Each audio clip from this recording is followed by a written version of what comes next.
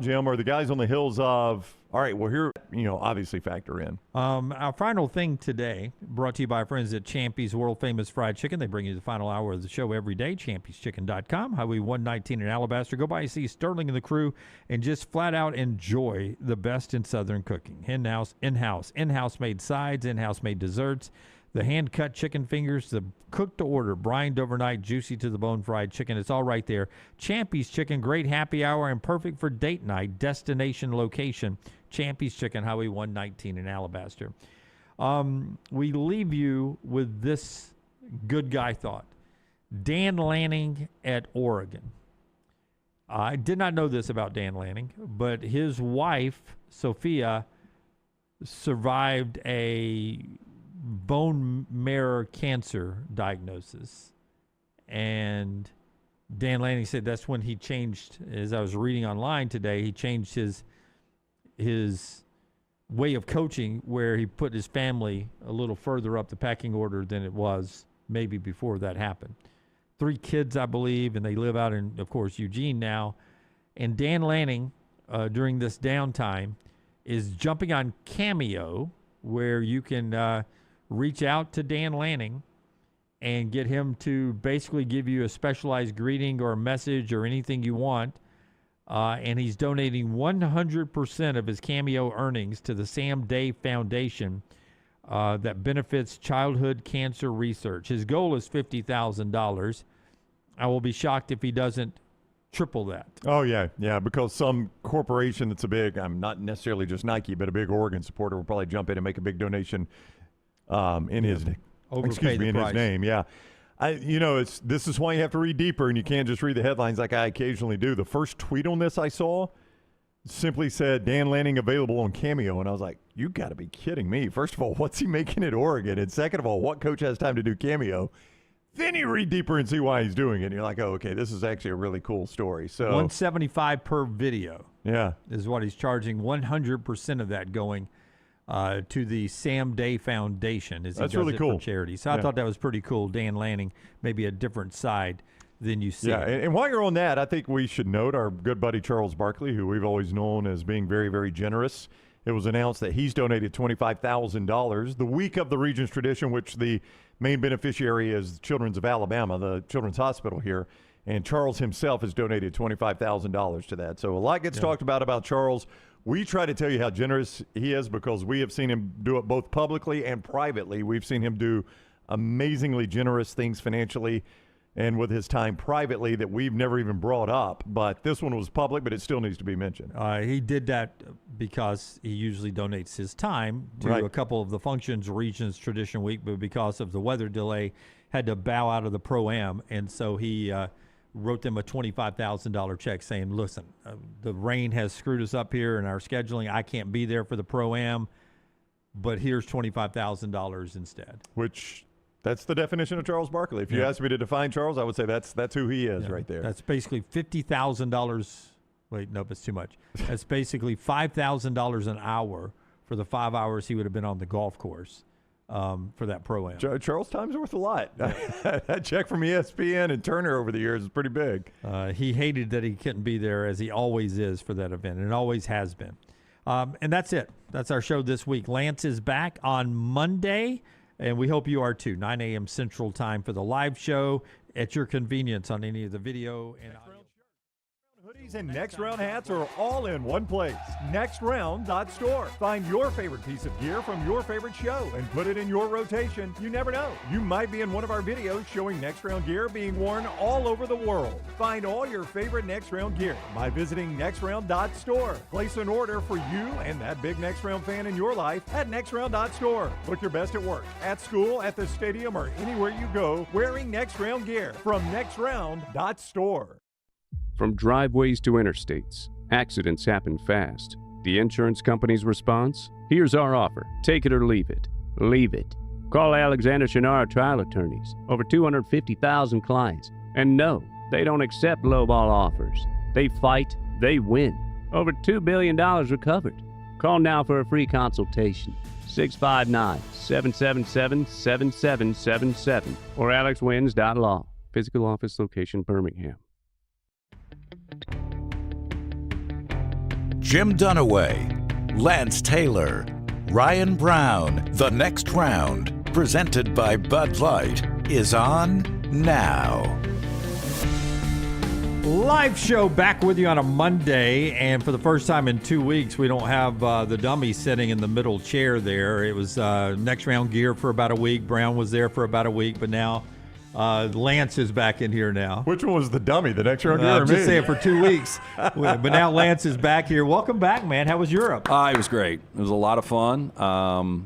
Yeah, I mean, I was asked, I bet you were ready to get back. Not really. Yeah. I mean, I bet you outside of weren't. this, my dogs, my kids, I mean, there's just a lot to explore in this world. It really is, and a lot of people who go to Europe, they end up, they're saying, man, they get a lot of things right over there. Now we get a lot of things right here in America. I wouldn't want to live anywhere else, but they get a lot of things right over there. Price point on food, things like that. The price point was less. It was so funny because I was in an Uber when we had gotten, I forgot where we were going. I think we were in Copenhagen. So we were in Denmark, and we were talking to the Uber driver about we were going to London in a couple of I'm days. of Dutch descent. Oh, are you? Dutch and Cherokee Indian. You still haven't gotten that 23andMe. I still don't believe it. Dutch and Cherokee Indian. What a combo. But he told me, he was like, Great man, explorers. London is just way too expensive. Like there, you go and you get a burger and it's $16, and I'm like, I spent $16 on a burger in Birmingham, Alabama. Yeah, that's so I exactly never right, noticed. yeah. The only thing that was really truly out of whack to me was Ubers, because there was so much traffic in certain cities. So Well, I was thinking the price point was much lower. Oh, yeah. Things are cheaper over there. Yeah. But a lot of people think that, like London, which it is, there's only two United States cities that are bigger, in New York and Los Angeles. But the price point in London, to me, wasn't out of whack. And you don't tip, right? You don't tip, but like you're so conditioned to tip. Like I couldn't not tip, and I was tipping 20%, and like they were just like, "This is ridiculous." But I couldn't not tip. I know, I'm with understand. you. Yeah. I it's so ingrained in our culture. I would still do it abroad. They don't get offended, right? They're just like, oh my god. They don't get offended. Yes, they get really, really excited about it. Though. Some I would places imagine. in Italy, I think they are not allowed to take it. Maybe. Well, look, I mean, they're paid a wage, and I don't know what that wage is, but it's a normal wage. Yeah. So, whether it's as a server, they're making $50,000, $75,000, I don't know what the number is, but they're paid where they don't have to get the tips. But I think they hate Americans for a lot of reasons. Politics continue to come up, but I think they like the fact that Americans like to tip. Yeah, I would imagine. they like money. They like money. But I'll tell you, It's the a only great thing that was motivator. out of whack really was, like London's got two airports and Heathrow's the biggest, but we flew into the other one and then we flew out of Heathrow, but both were an hour from the flat that we were staying at in London. So, The flat. And to me, well, I mean, that's what they're called. I know, it's very European. I know. But London, to me, in living in Los Angeles for a while, London has the worst traffic I've ever seen in my life. But anyway, Worse than Uber's- Chattanooga? It's almost like Chattanooga all the time, but it's like Worse than Atlanta? worse than Atlanta, yeah. Wow. Well, there's too many bikers over there. That's the thing I hate about 30A is way too many people on bicycles. But that's all it is in Europe. It's bicycles, and they seem to have the right of way. It's like, watch out if you get hit with a bicycle, it's your fault. But it's people walking, biking, driving. But the majority of the money I spent was probably on Ubers. Yeah. Well, glad to have you back. We got a lot to get to, but before we jump into what's going on in sports, big day for LT and I over the weekend as well. Young Layton and young Carter both graduated from UAB. Here's young Layton in her cap and gown here. I got to yell for her. I couldn't hear you yell for Layton because the were in crowd the- was so big. You were the top of I our was trying to explain to my wife that I was in row 3. I was trying to explain to my wife and my daughter. I was like, I don't know the last time this place was this packed. Well, probably Jared Hass inviting Roy Williams in North Carolina. That's true, Because yeah. I got there 30 minutes before graduation, which I thought a 9:30, and we talked about this, a 9:30 a.m. Saturday graduation. I know you got to stack with the different venues and all the different graduating classes, but I was like, I cannot believe I drew this short straw. But I got there at 9 o'clock to save seats, and it was already packed. So I was on the far side of the stage, all the way at the top of the arena. I was down low, but we got. But I did yell. 8 o'clock line is when we got in line. 8:30 is when they opened the door. Cold morning, by the way, outside for 30 minutes in line just to get our seats. Young Layton and then young Carter both graduating. Can't believe they're now graduates. And Jack goes high school this year? May 19th is his graduation. Oh, Last so week. You get 2 graduations. Yeah, I can't wait. It's going to be exciting. Where is theirs? There's at Sanford. At Hannah Center? Yeah, but at least Some of it's the worst a Tuesday by the way, night. Hey, buckle up for that traffic leaving there. Anna Cates was at Hannah a couple years ago, getting off that campus. You'll I sit know. at that red Brutal. light for about Yeah. 45 minutes. Brutal. Well, for- like 3 cars a time get through that red light. It's crazy. I would go ahead and park across the street. Well, that's a haul to walk, but I would agree with Jim. You'll thank yourself later. Park over by your old high school over there. I don't know how to do They this. got the running area. Yeah. But I'll tell you this. So on the backside, we used to, obviously growing up around that campus, Salter Road, anybody that's familiar with Birmingham, there's paths to walk down. So maybe I park on Salter Road. I didn't know that existed. Stay Yeah. off that campus. Okay. It Yeah, I is would not get brutal. in the red light situation. It's there. brutal getting out of there unless they have a cop helping you. Okay, Yeah. one more time. Show us Leighton. Say something nice about Leighton. I'll say something nice about Carter, and we'll move on to next graduation. Had a great weekend with Leighton. I think she was a little surprised. I had to pull a Dale Griffith to get back. No, really did, because I told Maddie, I was like, we were supposed to come back on Thursday, and I was like, let's push another night in London. I said, but I can't make the mistake of getting sent somewhere and a flight getting canceled and I can't get back. So our connector was Atlanta to Birmingham. We get into Atlanta 3:30 p.m. on Friday afternoon. Right when we get off the plane, your flight to Birmingham has been canceled, rescheduled for tomorrow morning. And so we end up, scattering, going different directions, trying to figure out what we're going to do. Do we get a rental? Do we get an Uber? We ended up getting that shuttle to Leeds. It takes us to Leeds, but it takes 2.5 hours to get there because there's 10 strangers on it. By the way, we had some listeners from Auburn on the shuttle, which is really funny. But we get to Leeds finally 2.5 hours later, and then I have to wait 45 minutes to get an Uber from Leeds to my house. So I had to patch it together. It was an 18-hour travel day. Woo! If I would have gone if the connector would have been, Chicago, Detroit, Dallas, I would have missed graduation. Well, at one point last week, I projected you being back because we knew you were back on the show today. I projected you to be back on the show Tuesday.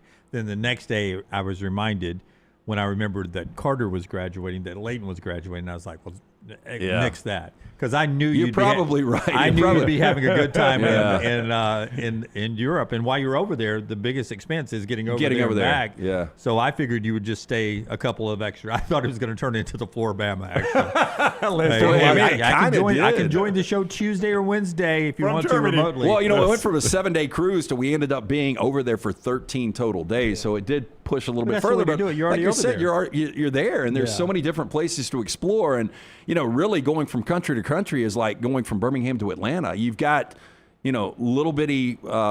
Not puddle jumpers, but little jets that you can pay $60 to go different countries. Brown That's what they didn't were believe me. educating me on. Yeah, I had no idea that was the Because case. I had a friend who, I'll when tell you she where they get your graduated asses Auburn- on the bags, though. Yeah. Like if you're just traveling, if you got a carry-on and yourself, you can travel anywhere for cheap. But when you've got 7 bags, and that's legitimately what we had. friend of mine's daughter How and many of those her were shoes? I only brought 5 pairs. Sadly, Matt only brought 3. I could have lived with probably 3, though, going back and looking at it. I didn't know that about jumping country to country until a friend of mine's daughter graduated Auburn, and her friend went over there to teach English in schools over there right out of college. They did it for 2 years, and they would do that every weekend when they would finish up Friday classes.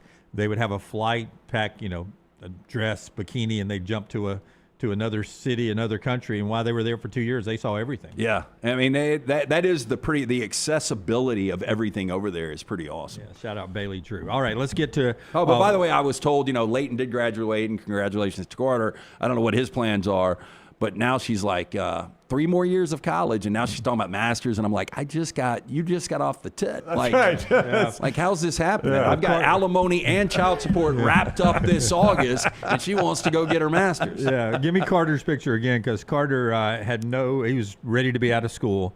And then he won whenever we got back from the beach. We came back for he was in some computer competition for his graduation where they had to create an app. And his app, I did not have to do that. His Yeah. app Jack won. State. Basically, his app is video on your phone that can read your blood pressure and heart rate. Okay. I had to do an hour in radio of like getting in and out of stop sets. And that was really our senior project. Yes. So he won that, and afterwards, the professor, the head of the school, was like, really, we have a lot of some leftover money that every year that would pay for some of your graduate school. You should think about graduate school. And he had never thought about it until at dinner that night. Bastard. He was like, hey, I'm thinking about graduate school now. And I was like, Well, he can pay You for were it. so close. and then, but no, he has come back. He's like, I'm just ready to find a job. I want good for some him. job. He knows that AI is eating up every that's what job. he just so he's needs ready, to- he's That's ready, right. he's ready to go fight AI. Well, being involved in computers, just get on AI. That's right. Be good to go. Now we got one more. Maggie's graduating this weekend from Duke. That's right. I'll You'll be off going. the show Thursday, Friday, and next Monday. So Maggie graduates from Duke, and my bracket challenge is to get her into a cap. No, don't. I'm not going dirty here. To get her into a cap and gown, and then sneak her into Cameron Indoor and try to take a picture at center court with her in her cap and gown. You think that'll be tough? I don't Well, think so it'll where's be, their I don't- graduation at the stadium? Wallace Wade? I don't know where they do it. So if it's in Wallace, if it's inside Cameron, it'll be easy to get a picture in there, but the court won't be out. that's right. Yeah, I would assume it's going to be in Cameron. I would I think. don't know, that's a small venue, arena, yeah. but it's probably small class too. Yeah, the chapel is pretty big. I don't know where it is, but I'll get details. And if I can get her in her cap and gown and at Cameron Indoor, it'll mean more to me than her. But Where do you fly into? I'm driving. The kids they're flying into Raleigh, Durham. Okay. Yeah. I walked right out on the UCLA court, Poly Pavilion, when we were out there. I mean, it's just you got to find an unlocked door if nothing's there. Now I don't know how hard that is at Cameron, but Poly Pavilion's a pretty notable arena. Different demand, though. Different demand, probably. I Yeah. walked into Cameron Indoor when Bama was out there. Bama and Duke played, but could not make it. I was inside Cameron Indoor, but I couldn't make it into the arena part. Okay. So it's That makes section of- sense. I made it into the lobby. Yeah, I was like up on the mezzanine area at Pauley. Now they had the lights off, so it was hard to see. But I just found a stairwell, walked down a stairwell, and boom, I'm in the tunnel right there. The UCLA locker room is just to my right. Touched John Wooden's pyramid. Yeah, and the Pyramid of Success was at the end of that hallway. 100%. Yeah, and then it had all their. It was really cool. I took a video. It was really cool. They had all their national championship banners, but the floor was from me to Lance's, the sales office right They there. made banners back in the 1900s. It's been a while since UCLA's Yeah, won. it has been. All right, so let's get to what's going on. Brought to you by our friend Alexander Shannara, trial attorneys. Tell us about Alexander Shannara. Shannara.com, Shannara.com. He's the guy to go to when you have any sort of legal issue. Alexander Shannara, trial attorneys. You don't pay a dime unless they win your case with Alexander Shannara. That's the good thing right there. And boy, do they win cases. More than $2 billion recovered for their clients. Alexander Shannara is a Birmingham guy, man. UAB, Lance and Jim just talked about their kids graduated from UAB. That's where Alex went. Roommates with our boy Andy Kennedy. I mean, he is a local guy. So when Alex, if you need a computer programmer, I know somebody. So when it came time to build his firm, he said, I'm going to build it right here in my hometown and take care of my hometown. And he's done that. I mentioned $2 billion recovered by our guy, Alexander Shannara. Shannara.com. Shannara.com. All right, so Lance is probably, he's not as nervous as I was about it, but when I was down at the beach, I did not watch or look at anything sports-wise. I imagine you've looked at nothing 2 weeks in Europe except what you did this morning preparing. Well, I mean, the time difference, like Laker games were tipping at 4:30 in the morning. I told Brown you were off when I jumped on from Cologne, Germany, and, we met a really cool couple that are big Cleveland Browns fans, and we set the alarm for 2 a.m. to get up to watch the draft. So, that's the only thing I watched. It was just really difficult to do. So don't be everything on the show today. You'll be able to react to. It's a reaction type show. One thing that is still being talked about is the Kalen DeBoer contract as part of our Hoover Toyota drive home on Friday and again this morning coming in. And there are still a faction of Alabama fans and some media people that are questioning whether or not Greg Burns should have given Kalen DeBoer a contract extension and a raise at this point. And obviously this was worked out back in December when Michigan wanted him. I wanted to give you a chance to give a thought on that, on whether or not you believe DeBoer should have been paid and kept at Alabama and keep him from going to Michigan. And then I've got a thought on finances when it comes to this. I think one of the more flattering things is when, somebody wants your head coach or your coordinators, and obviously there is still a huge market for Kalen DeBoer. And you can't deny the fact from year one, going into the most difficult transition, we've discussed that in depth, going from Nick Saban to Kalen DeBoer, still being the last team out of a college football playoff, and then in year two, winning double-digit games, playing for an SEC championship, winning a college football playoff game on the road. It has gotten better from year one to year two. He's paid like a top 5 guy now, and I think what Byrne knows, like, this is one of the best coaches in college football.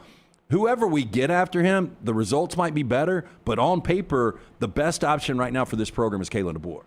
And so locking him in, to me, hopefully quiets a lot of noise, because there are some people that believe he is still on a hot seat going into year 3, which is pretty incredible. And Brown, Nick Saban at the golf tournament last week said it out loud that there were 26 players, I think it's the number he used, that would have been on special teams or on the depth chart that would have contributed for him that left before DeBoer got on campus. When Saban retired, that left. Nick used that number, so he thinks that Kalen has done a good job sort of rebuilding that roster. Yeah, that gets underreported a little bit, because it gets said that he took over a college football playoff semifinal team. And Nick Saban said last week that was not going to be the case. Even if I stayed there, that was not going to be the case. That there were going to be so many guys that we were going to have to make some tough decisions on, and ultimately some of those guys ended up leaving.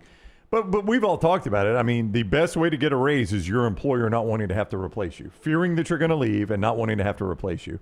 If Greg Byrne had gone to the board of trustees, the big money people, and said, hey, look, Michigan wants our guy. I got a couple good guys I think we can go get. Greg Byrne or Kalen DeBoer might be at Michigan right now. But Greg Byrne was like, I think we've got our guy, and I don't want to get back on this carousel. It's hard enough to do it after Nick Saban. Now I got to do it 2 years later. Yeah. And that's one of the best motivators to get a raise, or one of the best ways to get a raise is you can convince your guys you might be leaving, and they do not want to have to find your replacement. And then you have the roster piece of this, and this is what I brought up on our Hoover Toyota drive-in this morning, is what's the actual dollar figure raise per year? It's about $2 million? Roughly 2, yeah. About $2 million. You had 5 five-star recruits. You have a couple of stars that are already on your roster. Once Kalen DeBoer, if he had taken the Michigan job, just the economics of it all. Now, all those guys can leave, and they're at least open for renegotiation. If I'm a 5-star recruit, all of a sudden I've signed with Alabama. Now Kalen DeBoer leaves. Here comes Texas. It's going to cost me more probably than $500,000 to keep each one of those 5-star recruits. Boom, you already paid more than $2 million just trying to keep players. Well, and look, that's the worst thing in today's NIL is really resetting. Look, you had no choice with Nick Saban because he retired, but Kalen DeBoer's done a hell of a job. You know, I think we agree. I think there's a lot of people out there that are still undecided. But when you look at the neighborhood of coaches he's in, Cignetti obviously won a national championship. We talked about Kirby, won national championship, Ryan Day. But you know, Lane Kiffin's sitting there making more money. Lane Kiffin's never won anything. No. That's right. Well, and as Keith says in the chat room, if you're a Bama fan and want Kalen DeBoer going, raise your hand and tell me who you would hire. He goes, I ask that question all the time. I never get a good answer. You get some Lane Kiffins. Lane Kiffin, by the way, making more money than That's Kalen right. DeBoer. And by the way, Lane Kiffin's not going to leave LSU to go to Alabama. And even at Ole Miss, you know, if DeBoer had left, to Jim's point, you're going to be paying what you're paying DeBoer right now for Lane Kiffin, who's never even coached a playoff game. Now, that does come with an asterisk he would have if he'd have stayed there.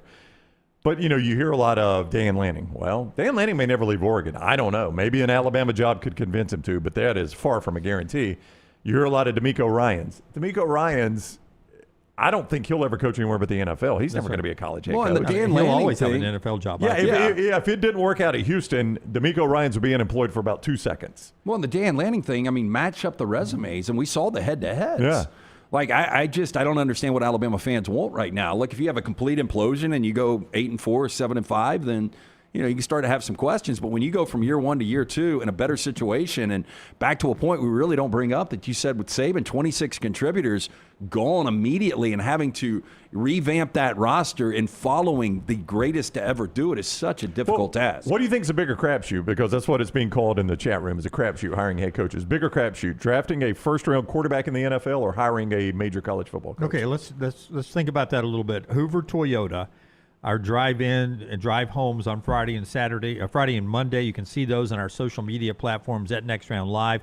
But always great unbelievable inventory. HooverToyota.com. Yeah, they have been serving Birmingham, Alabaster, Vestavia for over 20 years, perfecting the art of customer service. That's why they've got that red carpet program, gives you ways to let your friends and family experience the amazing shopping experience with their referral program. I've told you I'm speaking from experience. I'm a customer multiple times. Bought Layton Christmas of 2024. Her RAV, she loves it. I got the Land Cruiser back in October. The best when it comes to finance options, customer service. Get in, see Scott, Harold, Kim, all of the fine folks there. You can stop in Highway 150, beautiful location, or view their inventory and great pricing today at HooverToyota.com. All right, so set up the question again for us, Brandon. Which is a bigger crapshoot, drafting a first-round NFL quarterback, or I don't even know how to word it, because I initially said hiring a coach at a major college football program. How about a top 25 program? Okay, a top 25 program hiring a football coach. I would say your top 25 program probably has more success than first-round quarterbacks. That's saying a lot. I would think that. Yeah, I think so too. But because if you draft a quarterback with a top 10 pick, you expect him to be a Hall of Fame quarterback, right? Yeah. I mean, would you agree with that? No, Like yeah. if I use a top 10 pick on you, I expect you to be a Hall of Fame quarterback, or else I wouldn't draft you in the top 10. If I'm a top 25 program and I hire a coach, I expect him to win a national championship. That's the only reason I'm hiring you. Well, if you would have given me homework here, I would have this I ready. got this on the fly, But though. if you just go back since 2000, Well, look, I've got the last 5 years. Of what? Quarterbacks. yeah, it hasn't been a great run. The last 5 Well, years. so 2024, I mean, really good quarterbacks. Caleb Williams, Jaden Daniels, Drake May. you can't tell me any of those 100% are going to be Super Bowl winners or Hall of Famers. Okay, well, Drake May's already played for one. Yeah. Caleb Williams hosted a playoff game. Jaden Daniels went to an NFC championship game. Bo Nix has been to an AFC championship game. I'm just saying that's unique. Penix and McCarthy, those are unknowns. Bryce Young, C.J. Stroud, Anthony Richardson just got declined his fifth-year option. Kenny Pickett was the only guy in 2022. Obviously, that didn't work. Mac Jones, Justin Fields, Trey Lance, Zach Wilson, Yeah. Trevor Lawrence, Tungavaloa, That's a lot of Billy Napiers. Daniel Jones, Dwayne Haskins. Yeah, I think it's more difficult to get. Now, again, I would need to see the other side of that, which is the coaches. What was the year that Lincoln Riley took the Oklahoma job, and that was the wildest coaching one That was we'd ever seen? 2016. When Lincoln Riley left for No, USC. he took the USC job. I apologize. That was when Brian Kelly left Notre Dame That's for right. LSU. Lincoln Riley left Yeah. Oklahoma So for USC. 21. 2021. All right. Yeah. So if you look at it like that, now the thing I would immediately say is how many coaches has Florida gone through? How many coaches has Texas gone through up until this point they're at currently? Marquee programs. What are some other marquee programs that don't seem to get coached right? Texas A&M, they think they have with Elko, but Yeah. But that was a struggle for a while. If we're just going top 25 overall programs, Auburn is in that discussion. And Oh, they- yeah. Tennessee from Tennessee. post-Fulmer I until mean, Heupel. I'm Yeah. not sure you're right when Yeah. we start doing it this way. I think I'm wrong when you start to look at the programs. Yeah. But, I think the expectations are different. Like, I think a lot of these coaches could have been serviceable. But the problem is when and here's the difference. Like, I think you can still marry, weird that the Colts and Chris Ballard end up not optioning Anthony Richardson, but they get another first-round guy in Daniel Jones that they just extended from 2019. I think you can live with a quarterback that, and Brown, in your words, is just good enough. Top 15, I've always said if you get a top 15 NFL quarterback, you have to marry him. Yeah, but see, you don't have to do that when you're a college football Well, program. no, you cut them loose and pay them a ton of money not to be your coach And anymore. your expectation is immediately they should win a national championship. And if they don't, if that's the expectation after a couple of years, it gets stale. That's not the same with the quarterback. So I think probably I'm going to do a complete 180. I think it is the coaches now. and now Matt Rule and his results and his contract is being talked about. We'll get to cut number 2, Tyler, right after we tell you about our friends at Crane U. An opportunity, as we've talked about graduations. Maybe you're ready to graduate to a new job, or maybe you just need a new education on some of your heavy machinery. Crane U can come to you or educate you and start you down the road to a new career. Yeah, absolutely. From first-time operators to seasoned professionals seeking recertification, our industry-leading training programs built for all experience levels, inspections, training, certifications, whatever you need. Crane U has got it handled. It's the one call you make, and you are absolutely good. 855-CRANE-U for more information there. That's 855-CRANE-U. If you're curious about a career in the crane industry, the first big step is getting certified, becoming fully compliant, and Crane U is here to guide you every step of the way. Again, craneu.com or 855-CRANE-U. All right, so our buddy Connor O'Gara, the OG Kickoff, a new episode available for you. I think it dropped on Friday of last week, so it's available if you haven't seen it yet. Always set your alerts and your downloads, already available for you on Apple and Spotify as well. Wherever you get our content, you get the OG Kickoff, Connor O'Gara and Will there, and they walk you through this off season.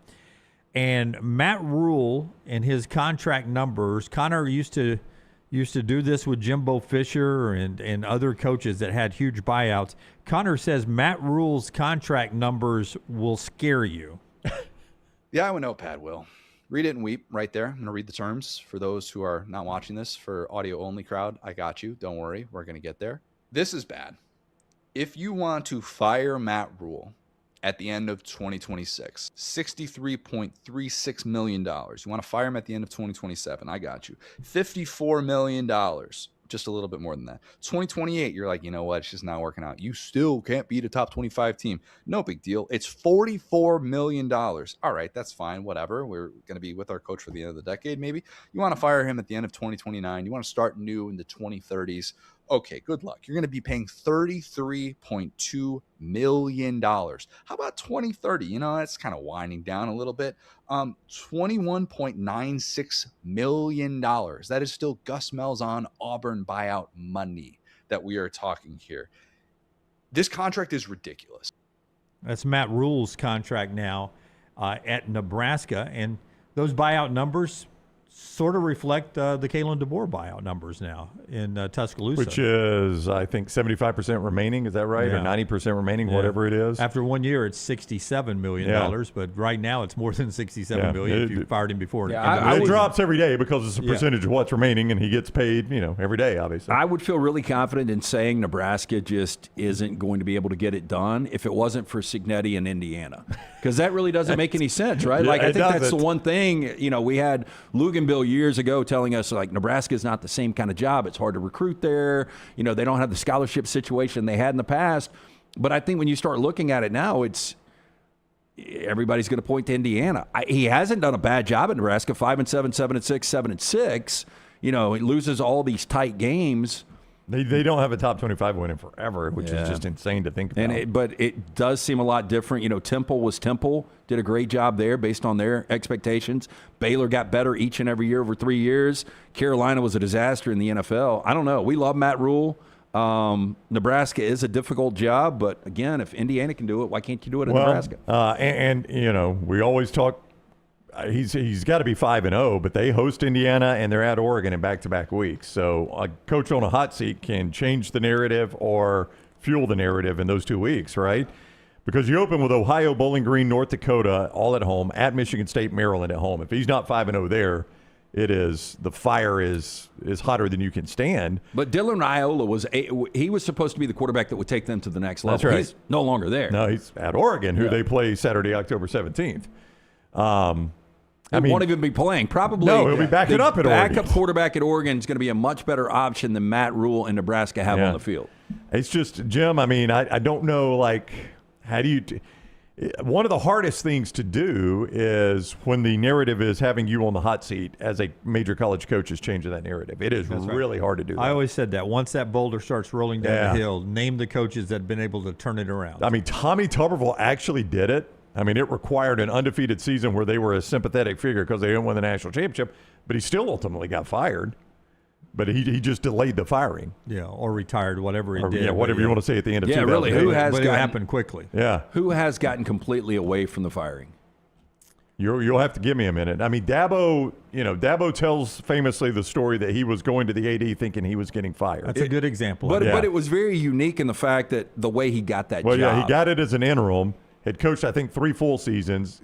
Terry Don Baker, I believe it was Terry Don Phillips, maybe. I'm thinking of Joe Don Baker. Amazing beat down in the Orange Bowl, right? Yeah, They got drilled in the Orange Bowl. Yeah, and he thought, I'm coming to get fired. I'm being called in here to get fired. He says, I'm going to give you one more year. They turned it around, win national championships. Dabo's probably the one. I mean, Ryan Day.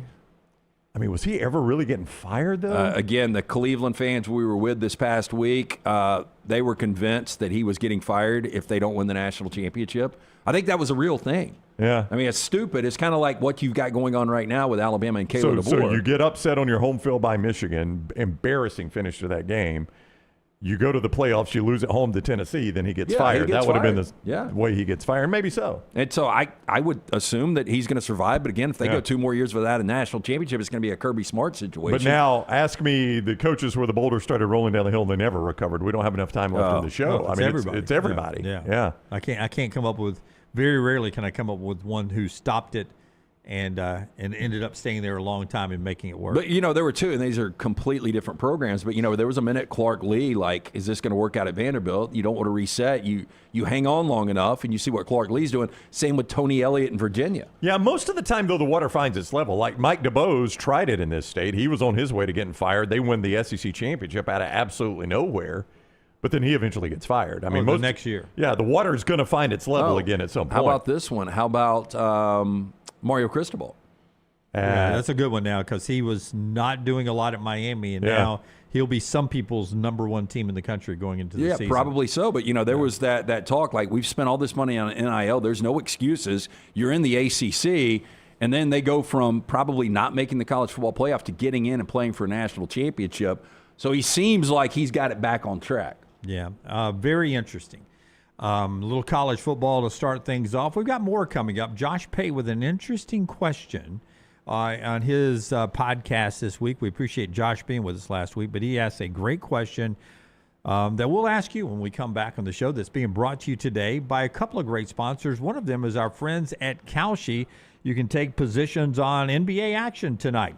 Sixers and Knicks start their series at Madison Square Garden, 7 o'clock on NBC. Kalshi's got to play there. Available in all 50 states legally. So first thing you need to do is download that app, Kalshi, and then get into the rabbit hole of all of the different positions you can take, from pop culture to politics to sports. It is that easy, Brown. Dunaway, your Knicks, 71% in this game one here tonight. 71%. Don't Philadelphia, flop. New York. Joel Embiid does not like flopping. 71%. Philadelphia at 30%. You're like, Brown, that's 101%. We got some decimals in there. Yeah. Minnesota at San Antonio tonight. 84% for San Antonio. 18% for Minnesota. Same story. Also 101%. Yes. That's actually 102. You can see more at Kalshi why that is the case at Kalshi.com and the Kalshi app. You download the Kalshi app or go to Kalshi.com. Use code TNR to get $10 on your first $10 position with our friends at Kalshi. It helps us a ton when you use code TNR, but it also pays off for you as you get that free $10 on your $10 position. Legal in all 50 states. You can play a lot of things, not just sports. Pop culture, crypto, commodities, elections, anything that's trending in the news right there at Kalshi.com and the Kalshi app. Code TNR for $10 on your first $10 position. Did you just incorrectly correct me? 84 plus 18. Well, there was no 18 on that screen. Oh, it said 18 on my screen. It was 84 and 17. Oh, mine was 18. It had just updated then when Scott pulled it. It was. I promise you, it was 84 and 18 on my screen. Well, if it's decimals, there's no way it's going to 12, right? Well, it's 102. 84 and 18 is 102. There's an 88 and a 13. Yes. 84 and a 17. Okay, mine said 18, Jim. I was I went to Jack State, but 84 plus 18 is 102 where I went. Yeah. If you don't want to be incorrectly corrected by some roofing adjuster, insurance adjuster, call our buddy Greg from Pell City. He'll get on your roof and give you a free, no-cost roof inspection. In fact, Greg sent a picture up on a roof high in central Alabama on Saturday. He was up there with an insurance adjuster looking at somebody's roof. He walks the adjusters through what he's found on your roof and helps you get that insurance money. He'll do that for you. 205-542-3531. 205-542-3531, stormrestorationroofing.com, or Greg from Pell City on Facebook. He and his wife Andrea own the company, locally owned for over 20 years. A-plus rated with the Better Business Bureau. Storm damage repairs, roof replacement, and he'll make that roof look new again if you want to with a soft wash program. But it all starts with that free, no-cost, no-obligation roof inspection. Call him up, 205-542-3531, stormrestorationroofing.com. Follow LT on Twitter at @TheLanceTaylor. Hop in. Injured in an Uber or Lyft? Here's the problem. Was it the driver's fault? The other car? The app company? Good luck figuring that out while you're trying to heal. Alexander Shinar Trial Attorneys, they've got a guy for rideshare accidents. And here's the best part. They don't get paid unless you do. You heal. They fight. One call, 659-777-7777. Or visit alexwins.law. Alexander Shinar Trial Attorneys. Because rideshare accidents need an experienced team. Physical office, Birmingham. To everyone who craves a fresh meal made just for you, let our team member Jacob share what's special about Culver's. In Wisconsin, our food comes from the heart, and taking the time to handcraft your meal with care is how we've always done it at Culver's. It's why your Butterburger doesn't touch the grill until after you order. Come to Culver's and let us serve you a Butterburger, made special just for you. From Wisconsin with love, welcome to Delicious.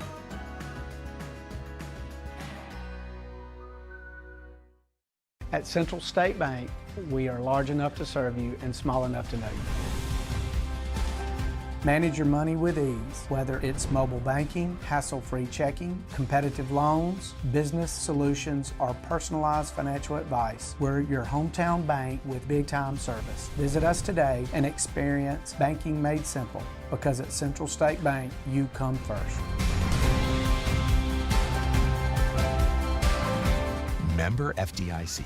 Stop by the New York Butcher Shop and pick up the finest in certified Angus prime beef steaks and burgers, premium pork chops, ribs, and all-natural chicken cut to order just for you. Their chef-prepared entrees and side dishes are the perfect dinner-to-go choice for your family and are ready to heat at home. With a great selection of fine wines and desserts, the New York Butcher Shop is your one-stop dinner shop. 2 locations to serve you, Cahaba Heights and on Highway 119 in Greystone. The New York Butcher Shop, rare quality, well-done service. Hey, there's nothing worse than waking up to a plumbing problem. Don't get caught in a flooded house. Call the guys at Hemp Hill Services. Adam, Chad, and the team at Hemp Hill are the only ones I trust to fix it and fix it right the first time. Hemp Hill Services does it right and always at a fair price. For all of your plumbing, cooling, and heating needs, trust the name that Birmingham has trusted since 1954.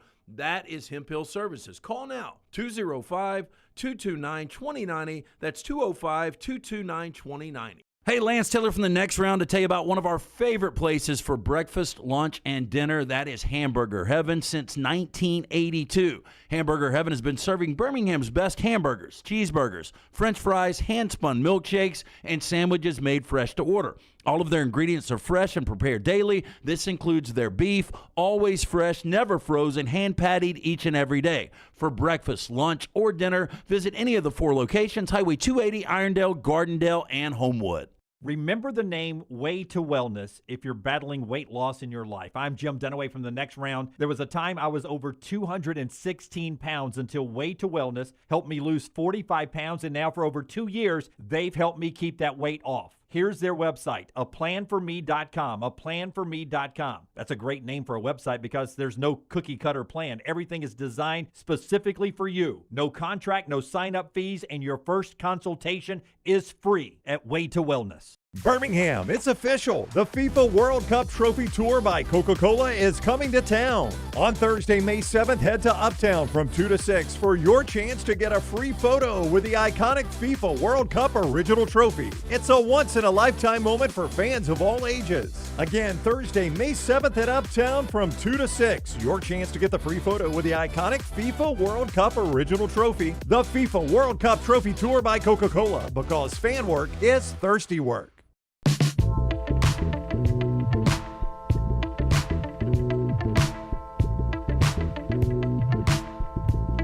Before Brownie tells you about our friends at Johnson RV, Spirit Airlines bit the dust last week or over the weekend. They're out of business, but I saw on my social feeds the most viral clips from the history of Spirit Airlines. A lot of fights. If you want to go back and just be entertained, It's amazing. Like the stuff that goes on, it went on at the counter, the baggage claims on the flight, some just brouhahas. Well, so it puts the NHL to shame. What's interesting is everybody like rags on Spirit. They've never had a fatal crash. Well, And that's a bit of a low bar. That though, really Tyler. is. Neither is Southwest. I mean, there's probably not a good amount. I would say half and half probably haven't had the fatal crash. Yeah. But Spirit, I was trying when I first read the story, did the three of us take a Spirit airline? No, I've never been on I've Spirit. never been on Spirit. I think I've been on one. I thought we might have did it when we did the weird trip up to. No, to that Maryland. was some off-brand, but they were flying as a contractor for. Was it Frontier? American. Yeah, I was like, no, I don't think it was Frontier. It was a weird one. I'll see if I can find that. Was it Mohawk? Mohawk? I don't think it was Mohawk. Yeah, I remember that. Mohawk has had a fatal crash. Was it Breeze? I'll look it up. I think I still have the travel confirmation. I bring this don't up delete emails. only because it also impacts college football a little bit. For the non-top tier schools, bringing in recruits on official visits, some of them were using Spirit Airlines as a way to save money. No. Ticket-wise. I mean, we're not talking the Blue Bloods here, but there were some that would bring recruits in through Spirit Airlines, and now they're scrambling, having to get recruits making official visits over the rest of May and into June with different airlines, and that's hitting their recruiting budgets a little bit. I'm That's not wild. saying. So what happened to the people that were booked on Spirit? They were told literally by Spirit, don't go to the airport. Yeah. That's what I saw the social media post, like, do not go to the airport. There's no hope for you. That's tough. And they even said, we are sorry, we cannot rebook you on other flights. They refunded the money. They got to do that. But they couldn't help. You say I that. know. They couldn't help them rebook, and they told them just do not show up to the airport. disaster. I did see a cool video, though. Have you seen the video of the pilot that was retiring from Spirit, and that was supposed to be his last flight, and it got canceled because they shut down business? So wherever he was. It's like Steve Tasker got thrown out on the first play of his last game ever in the NFL. Yeah, so wherever he was, he hops a Southwest Airlines, and they find out in the course of the flight that, they start talking to him, the pilots do, and he's like, yeah, that was my retirement flight. So they radio ahead without the guy knowing, and they're like, hey, when we get off the flight, this guy's on here from Southwest. Let's make a big deal because it was his retirement flight. So the Spirit airline pilot comes walking out, and the gate announcer had told all the people, when the guy comes out, let's stand and applaud for him. So they welcome him off the plane, standing that's ovation. good. It's really, really cool that Southwest did that for that guy. Yeah, I mean, really that's the way is. we should be all over the I world agree. every day. That's just a great gesture there. Yeah, it was really cool by Southwest. Our friends at Central State Bank will keep you financially in a good place. Central State Bank, Tyler, is updating the chat on everyone that's not had a fatal crash. Fly those if you can. Central State Bank is the bank that is big enough to meet every need you have, but they are also small enough to know you. It is a community bank. The people that work at Central State Bank and are making the decisions about the loan for your car, or perhaps for starting a business. They're people that go to church with you. Their kids play ball at the same place your kids play ball, go to school with your kids. They are in the community. That's who's making decisions that impact you at Central State Bank. It's a bank that is big enough to meet all those needs, from buying a car to starting a business, but small enough to know you.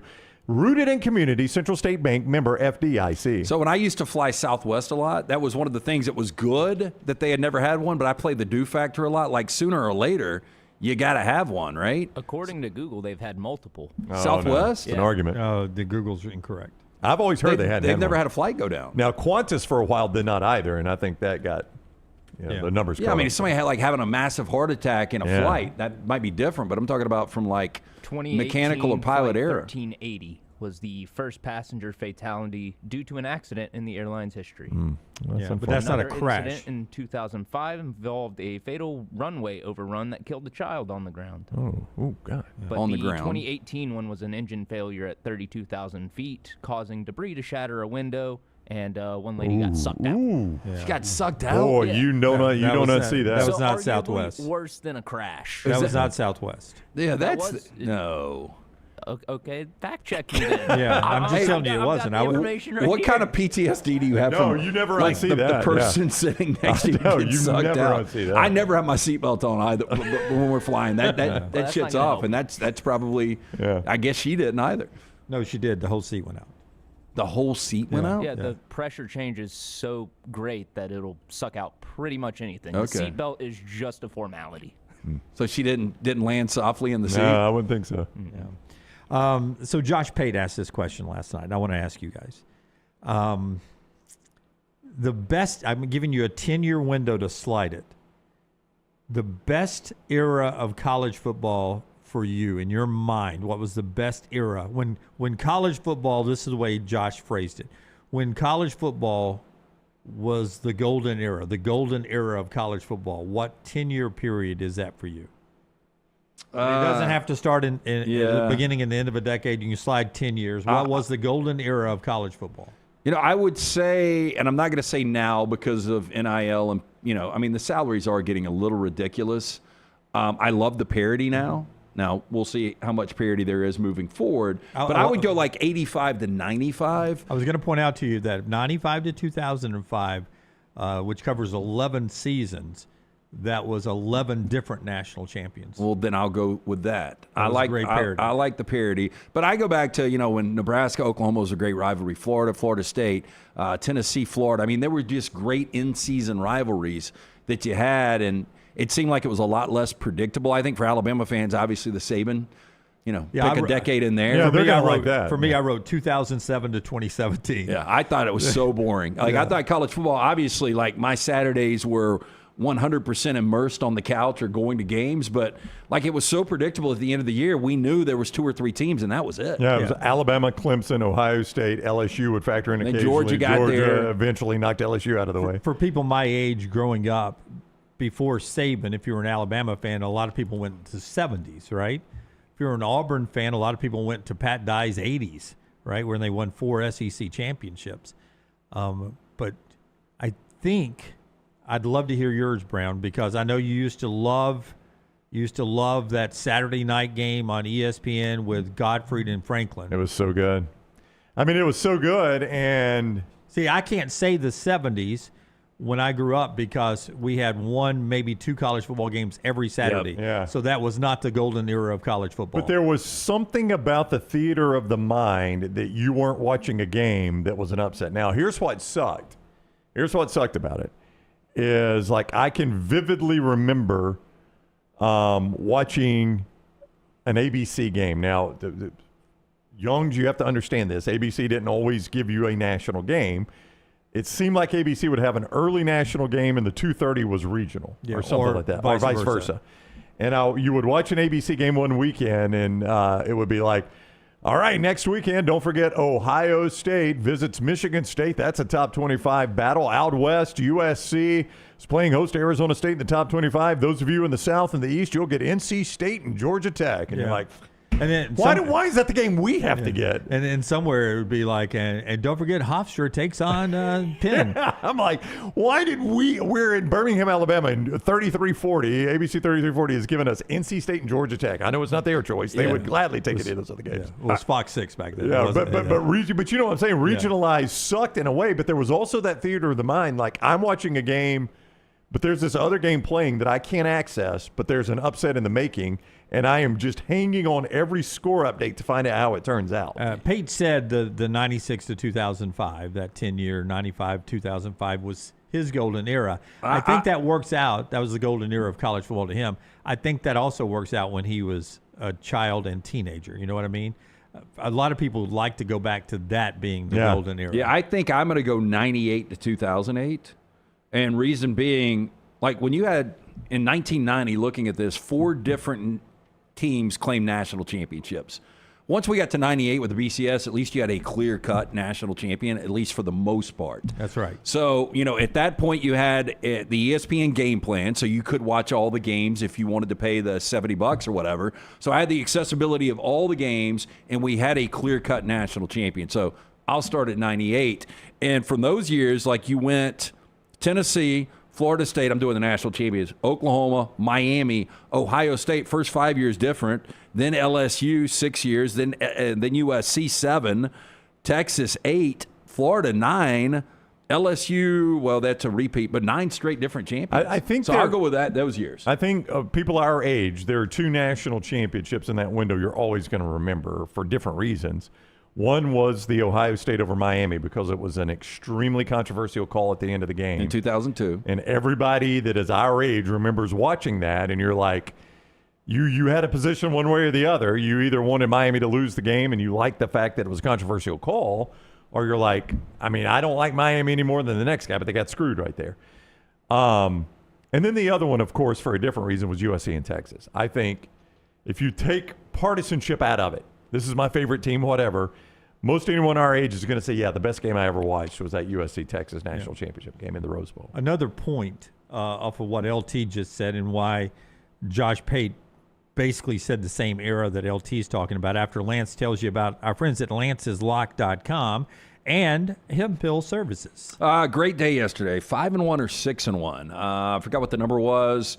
The NBA's been kind of a battle. Major League Baseball has been incredible for us, but 2-0 yesterday in the NBA. We continue with the winning today at lanceslock.com. Jump on board with us. Always brought to you by our friends at Hemphill Services. Trust the name. Birmingham has trusted since 1954. Whether you experience plumbing, heating, cooling issues, home, or business. Hadn't even looked at the weather. We're going to have hot weather this week? Nope. 70s. It's been cold forever, man. Yeah, 70s and some rain. Well, so there you go. And no matter what the weather is, our friends at Hemphill Services can help you out. Adam, Chad, Andrew, the guys there. Hard to stop a train. 205-229-2090 or hemphillservices.com. I-65, exit 304 in Coleman, 334 in Decatur. That's where you find Johnston RV, and always online at johnstonrvcenter.com. Fifth wheels are huge right now in America. They are the thing that is in vogue, and they know that at Johnston RV, so they've got a great selection of them right now on both lots. But it may not be your thing. You may want something different. Good news, more than 300 other styles of RVs. They're at both lots, I-65 exit 304 in Coleman, 334 in Decatur, but always online at johnstonrvcenter.com. Everything you buy there that is new and qualifying pre-owned is covered by RV Warranty Forever, a lifetime warranty. You get that at Johnston RV Center, I-65 exit 304 in Coleman, 334 in Decatur, johnstonrvcenter.com. And some people are going to tell you, because of the parity, that right now we're entering or are in the golden era of college football. It's very enjoyable for But me. call out your national champions again of the streak you had, and I'll point something out that Josh pointed out too, because he sort of timeline sort of the same time you did. So 98, our first BCS national championship. We had Tennessee, SEC. Next year, Florida State. ACC. Oklahoma the very next year. Big 12. Miami the very next year. Big East at that point. Big East at that point. Ohio State in 2002. Big 10. No repeat conference champion yet. 2003, you had LSU USC split. I think that was a fair split, but SEC and Pac-12. There's Pac-12. 2004, USC's was vacated. Yeah.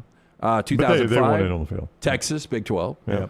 2006, Florida. Yeah, SEC. So what you had there was a lot of different conferences. Now, it's SEC, it's Big 10, and it's going to be really hard to find a national champion that's not flying that conference flag. Back then, all those conferences annually had a legitimate shot to win a national championship. But what was somewhat appealing about the multiple conferences that we don't really have anymore is they all played not all of them, but a lot of them played a different style of football. Like, you could go watch the Big Eight, and even when the wishbone was dying, there were still a lot of Big Eight teams running the wishbone. Nebraska was running it. Oklahoma was still running it. Or some form of it. Or some form of it, the veer or the wishbone or whatever. If you really liked wide-open offensive football, you could stay up late and watch a WAC game. Yeah.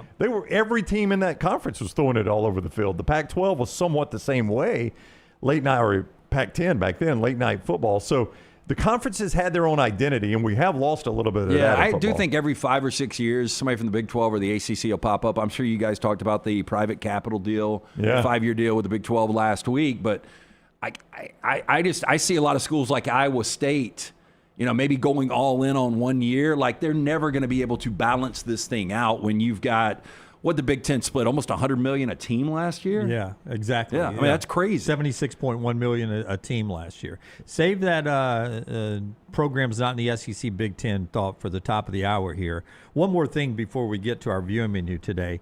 This is a Barstool trivia question. Since 2000, let's see if I can get this right. Since 2000, there have been 3 colleges that have had 2 quarterbacks to quarterback in the Super Bowl. 3 colleges that have had 2 quarterbacks quarterback in the Super Bowl. Okay, since what year? Since 2000. Is Delaware randomly one of them? Because Delaware is Flacco? randomly one of them. Yeah, Rich Gannon and Joe Flacco. Good call there, Brown. Thank you. So Delaware is checked off. This is a Barstool question. I'm stealing it from them, but I saw this, and as great Barstool fashion, they are answering, and the logo pops up with an "ank" because they run through 1,000 of them. Yeah, they probably do all the power schools. And they never get the third one. Delaware was the second one they got. But they just start going through quarterbacks in the Super Bowl, and like you go Stafford and you think, well, surely there's another Georgia one, but no. Nope. I mean, and Jalen, you go Oklahoma and Alabama, You but go that's 2 two shots, you never get another You don't get one. either one of them. Mahomes is Texas Tech. Obviously, you don't get another Texas I'm going to Tech. give you another random one.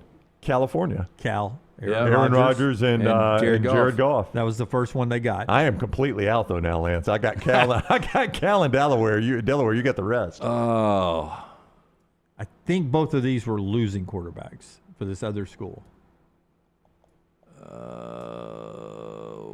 I got nothing.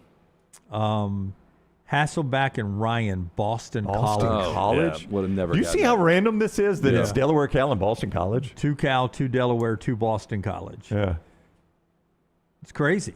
I could have sat here all day and not thought of Boston College. Me too. All right, viewing menu, what Tyler and LT are watching, brought to you by the great folks at Michelson Laser Vision. Yeah, make the phone call that I made way back in 2003. If you wear the glasses, you wear the contacts, you're wasting money each and every year. I'm speaking from experience. I finally went in, got screened out. I was a potential candidate, got the procedure done. Only took 12 minutes for both eyes. 2015 vision, better than 2020. Dr. Mark Michelson, Dr. Jen Michelson, best in the business. Make the call. Ask for Amy. Tell her the next round sent you. She will hook you up with a hassle-free consultation. 0 to lose to find out if LASIK is right for you. 205-969-8100 or michelsonlaservision.com. Hey, by the way, finish both things that you recommended. Rooster, I don't know if I finished it or not. I don't know if there's another Rooster one has gotten really good. Jennifer and I are on that one. Bad through 8 Mistakes, too. episode, and then Bad Mistakes. Bad Mistakes is funny. just so good. And I've got Maggie watching Bad Mistakes, and she gets so anxious. I'm usually the anxious one. Yeah. I'm like, Tough to do good comedy, man, but I think both of those are really dialed in. The daughter of Steve Carell is such a good character in Rooster. She's incredible. I've never seen her in anything. Don't know who she is. Probably a comedian or a writer. Yeah. The scene where she's smoking in her apartment and Carell walks, she goes, take it.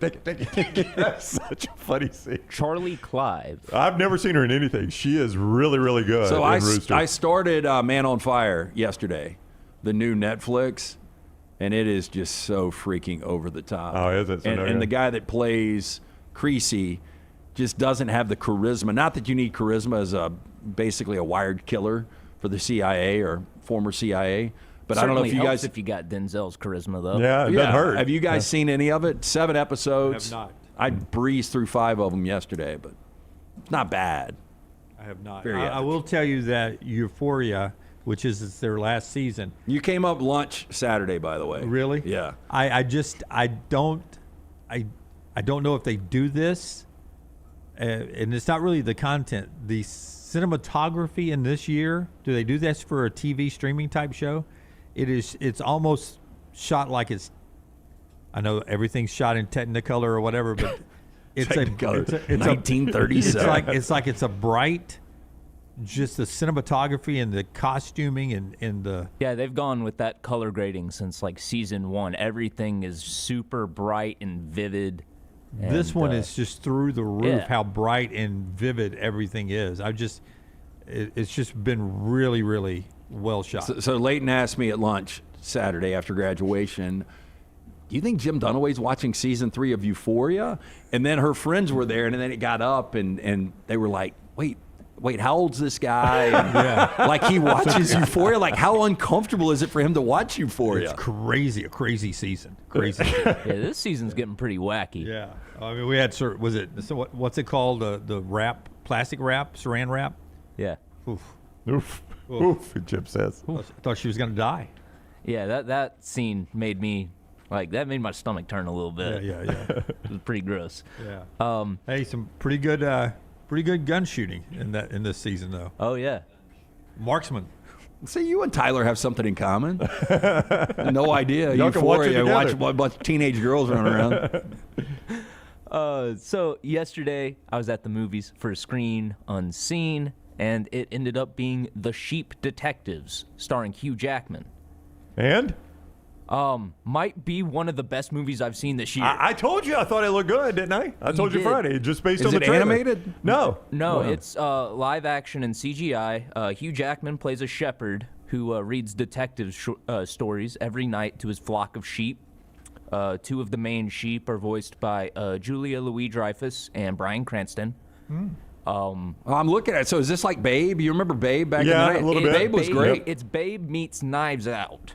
Okay, good description. So yeah. a little mystery? Yes, Yeah. and the Okay. Love whodunit Knives is Out. actually really solid. Yep, I told But you I thought it looked good. It was funny. It was heartfelt. It was wholesome. Comes out officially this weekend. So if you're looking for a family movie, definitely go see Sheep Detectives. I really recommend it. All right.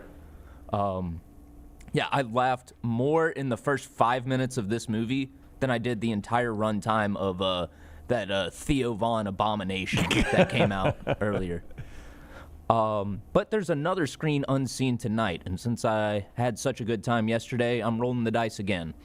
Tonight will either be the new Mortal Kombat movie, which will be stupid and fun, or Heavily promoted overseas, by the way. Oh, I'm sure it is.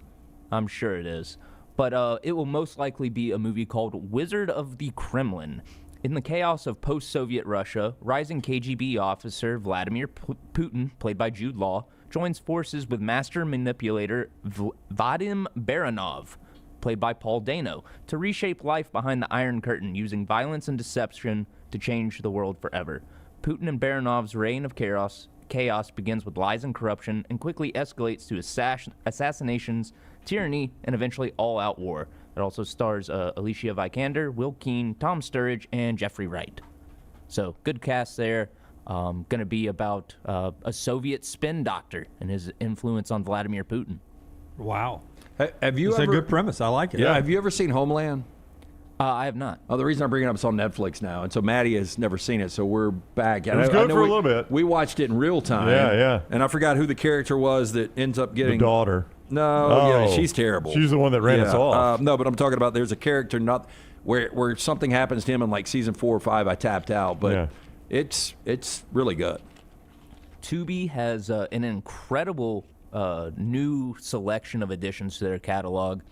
I don't know how they do it, but they've added Heat, Silence of the Lambs, and No Country for Old Men to their catalog. You can watch all those for free. Yeah, Tubi is just incredible. I mean, if you can put up with the commercials. Yep. And I don't feel like it's that intrusive on Tubi. I agree with you. Disney Plus, finally on today's viewing menu, you can just go watch everything Star Wars. Today is Star Wars Day. May the 4th be with you and all that. I've got it coming up with 4 downs. I felt obligated to put a May the 4th all right. question in there. I started Mandalorian over the weekend with Pedro Pascal, and I've really been enjoying it, the few episodes I've seen so far. There's a new Mandalorian movie coming out at the end of this month, and so hopefully I can catch up before that movie comes out. And that's all I got today. That's what Tyler's watching, brought to you by Michelson. The show is also being brought to you in part by our friends at Gutter Cap. When we come back, how many non-SEC and Big Ten teams do you think really have a chance to ever win a national championship again in college football? That's part of the conversation. Gutter Cap can solve one problem in your life forever. Yeah, cap it, don't snap it. Look, it's a dirty, dangerous job. Cleaning the gutters out, it's the last thing you want to do. You get on the roof, you slip, you fall, you snap the neck and die. No good to the wife or kids. Make the phone call. Chris Stewart will come out, give you an absolutely free estimate. Gutter Cap is a patented aluminum cover system, fits over most existing gutters. It will keep all the debris out. The only thing that will go is rainwater. Keep the gutters clean and free-flowing. The answer is Gutter Cap, 205-823-2212 or guttercapbirmingham.com. Follow Scott Forrester on Twitter at ScottForresterTV. We interrupt this program for breaking news. From the gators of the litigation situation. Insurance companies have a playbook. I repeat, insurance companies have a playbook. Deny, delay, defend. They know which law firms will fold and settle cheap. They are not on your side. That's corporate greed at work. At Alexander Sonara Trial Attorneys, we fight back. We have the resources, the muscle, and the will to take them on. And you don't pay a dime unless we win. They fight dirty. We fight hard. Call 659-777-7777 or hit up AlexWins.law. Physical office location, Birmingham. Sterling and the fine folks at Champy's Chicken on Highway 119 in Alabaster want to welcome you in for a great lunch or dinner starting at 11 a.m. every day. Chicken that's brined overnight and cooked to order, and the taste of the Delta with those Delta recipe tamales. Champy's is perfect for all your tailgating needs this football season. You can also choose Champy's for your next party, wedding, or birthday. Great food, great people. Champy's Chicken on Highway 119 in Alabaster, and everything online at champyschicken.com. At Central State Bank, we are large enough to serve you and small enough to know you. Manage your money with ease, whether it's mobile banking, hassle-free checking, competitive loans, business solutions, or personalized financial advice. We're your hometown bank with big-time service. Visit us today and experience banking made simple, because at Central State Bank, you come first. Member FDIC. Never miss anything from the next round when you listen on demand through the podcast platform of your choice. Apple, Spotify, iHeart, or Google Podcasts. Wherever you listen, always like, follow, subscribe, and turn on automatic downloads so you catch every part of the next round. Listen anywhere in the world at any time on the Next Round podcast feed, and support the show by following, subscribing, and turning on automatic downloads on any podcast platform. Thanks for always making the next round a big part of your day. Hey, there's nothing worse than waking up to a plumbing problem. Don't get caught in a flooded house. Call the guys at Hemp Hill Services. Adam, Chad, and the team at Hemp Hill are the only ones I trust to fix it, and fix it right the first time. Hemp Hill Services does it right, and always at a fair price. For all of your plumbing, cooling, and heating needs, trust the name that Birmingham has trusted since 1954. That is Hemp Hill Services. Call now, 205-229-2090. That's 205-229-2090. Stop by the New York Butcher Shop and pick up the finest in certified Angus prime beef steaks and burgers, premium pork chops, ribs, and all-natural chicken cut to order just for you. Their chef-prepared entrees and side dishes are the perfect dinner-to-go choice for your family and are ready to heat at home. With a great selection of fine wines and desserts, the New York Butcher Shop is your one-stop dinner shop. 2 locations to serve you, Cahaba Heights and on Highway 119 in Greystone. The New York Butcher Shop. Rare quality, well-done service. Storm season is here. Make sure you have a plan of action in place right now. Greg from Pell City and Storm Restoration Roofing should be your first call when storms hit. Insurance companies love working with Storm Restoration Roofing because of Greg Nelson's name and reputation in the industry. When storms hit, call Greg Nelson. He's local, 205-542-3531. He's the home of the free no-cost roof inspection. Greg from Pell City on Facebook, 205-542-3531. It's Storm Restoration Roofing. Birmingham, get ready to pregame with the Birmingham Legion FC at the Coca-Cola Soccer Block Party May 7th from 2 to 6 at Protective Stadium. Bring the whole family for music, giveaways, and tons of family football fun for free from 2 to 6 May 7th at Protective Stadium. After the party, the Birmingham Legion FC takes on Miami FC with kickoff at 7 o'clock. Tickets for the match are available at bhmlegion.com. Come kick it at Protective May 7th with the Birmingham Legion FC and enjoy ice-cold Coca-Cola, because fan work is thirsty work. Jim Dunaway, Lance Taylor, Ryan Brown. The Next Round, presented by Bud Light, is on now. By the way, our Innisfree countdown to kickoff is all the way down to 117 days until week 0 of college football. A couple of vacations and beach trips, and we'll be at SEC Media Days, and then boom, it's ready to open up camps and everything. So 117 brought to you by our game day tradition at Innisfree Irish Pub in Tuscaloosa and Lakeview. The Irish-inspired pub food, the signature Irish gold sauce, and always a world-class atmosphere. Innisfree countdown to kickoff at 117. But boy, these SEC stadiums are getting used this time of year. Morgan Wallen a few weeks ago. And then over the weekend at Neyland Stadium, Luke Combs was at Neyland. Here is Peyton Manning, Josh Heupel, Joey Aguilar, Al Wilson, and Luke Combs shotgunning a beer on stage in front of a sold-out Neyland Stadium for Luke Combs. Auburn's going to do Zach Bryan in that World Cup game. I think Auburn's going to make between $5 and $8 million on those 2 events. These events all bring in about $3 to $5 million for the school. really cool that they're doing this. And Zach Bryan was at Wallace Wade this past week. No, at Davis Wade. Davis Wade over in Starkville. Over at State, Yeah, over at Starkville. Yeah. So really good that they're using these stadiums for something else. And meanwhile, Texas A&M this weekend, Kyle Field, they had the Bananas, the Savannah Bananas there, 102,000 plus to see basically exhibition baseball. I have never seen a minute of Savannah Bananas, but obviously it's a really, really good business model they've got because, I mean, to sell out 102,000. Yeah. Can you believe it's blown up like that? They sold it out at Clemson, and they've done some other venues, but 102,000, the largest crowd ever to see a Savannah Bananas game, and they lost the game. Hey, so what were the reviews Whoa, Savannah Bananas lost? Yeah, the Washington Generals, their version of the Generals beat them. The Texas firefighters Fajitas or whatever. Is it planned when they get beat? I don't know. I thought everything was scripted. I did too. If you just wanted to know how in demand the Savannah Bananas tickets are, you want as of this month, or as of last month, the waiting list for tickets is over 4.2 million people. Come on. There's no way. I mean, but look at that, 102,000. I mean, that's nuts. You know how bad some of those seats were for a baseball game? Well, you know what? Savannah Bananas need is a competitor. Like somebody needs another startup, right? Yeah, I know. The Macon Bacons. I mean, there's obviously well, they have a banana ball league now. There's 6 teams. That's right. Well, apparently Savannah lost a game in the standings. What were the reviews on Morgan Wallen at Bryant Denny? You were gone for that. Yep. I had two different groups that went. They loved it, and some of them were not necessarily Morgan Wallen fans. They absolutely loved it. And Ella Langley, who is the opener, basically the second right under Morgan Wallen, she's the biggest artist in the world right now. She had 3 songs in this past weekend's Billboard's top 5.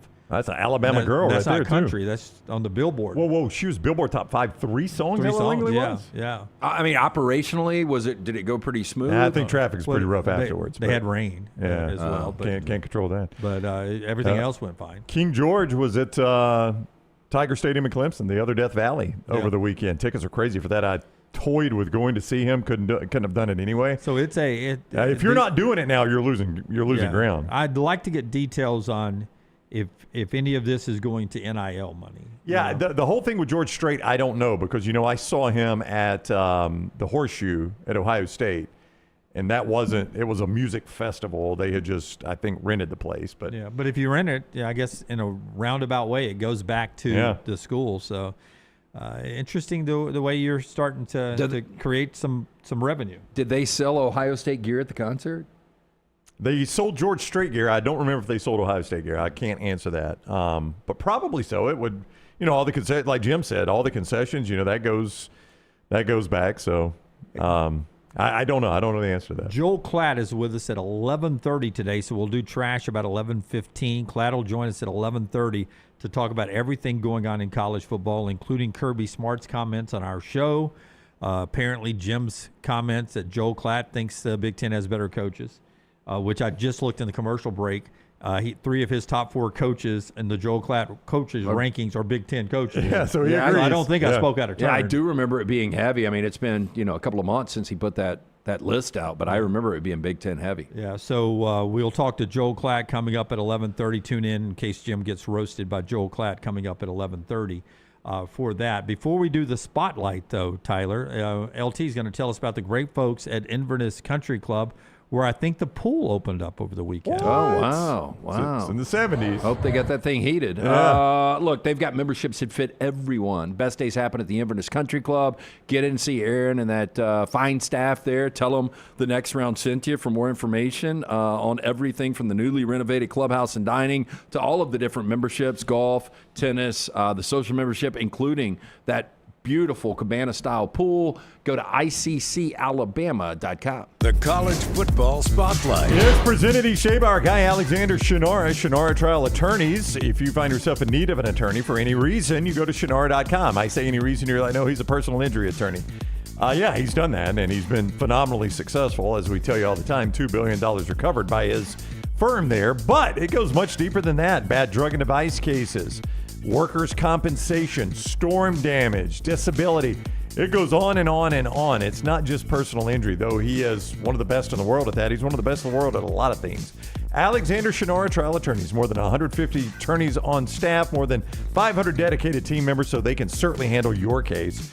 When you find yourself in need of an attorney, Shannara.com. You don't pay a dime unless they win your case. Shannara.com. All right, before we talk national championships, let's let LT and Brown and me try to caption these two photos from the Kentucky Derby of college football coaches.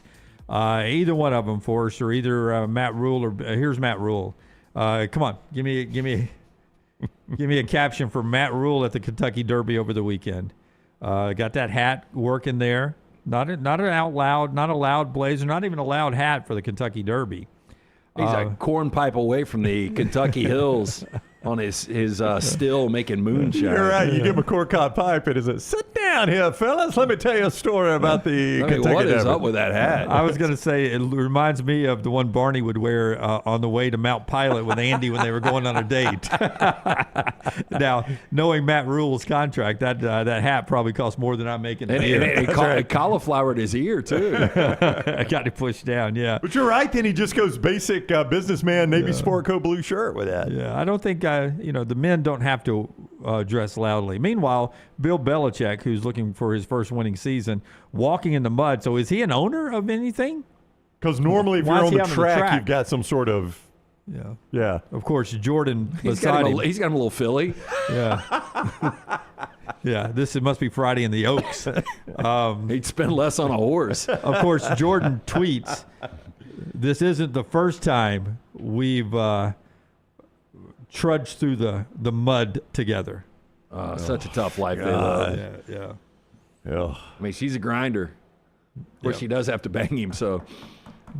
You think he's out to stud? That's Kentucky Derby. By the way, on the Derby, the most watched Kentucky Derby ever. Now, I will say this. I'm so pissed I didn't watch it, Why though. do you think? I will say this, that they're starting to judge it differently with streaming services and everything, but it is the most people watching. Most watched Kentucky Derby ever. 19.6 million for the broadcast, which is mind-boggling because it's forever the broadcast for 2 minutes. But 24.4 million for the actual race itself, which other than NFL games is the most watched sporting event of the year. It's crazy. I think it's a lot of the parties and there's nothing really going on now outside of the fact that people are getting outside for spring. So many different people have the viewing parties, but normally I would never watch all the pregame. But when the race is going off and just to watch the 2 minutes, and I meant to do it, and just watching the recap, that might be like the most insane finish I have ever seen in all the Derby. Like, I don't watch a ton of horses. Yeah. I didn't know anything about it until 9 o'clock. I had gone over to a friend's house to eat dinner after all the graduations and everything. Had not seen who won it or anything.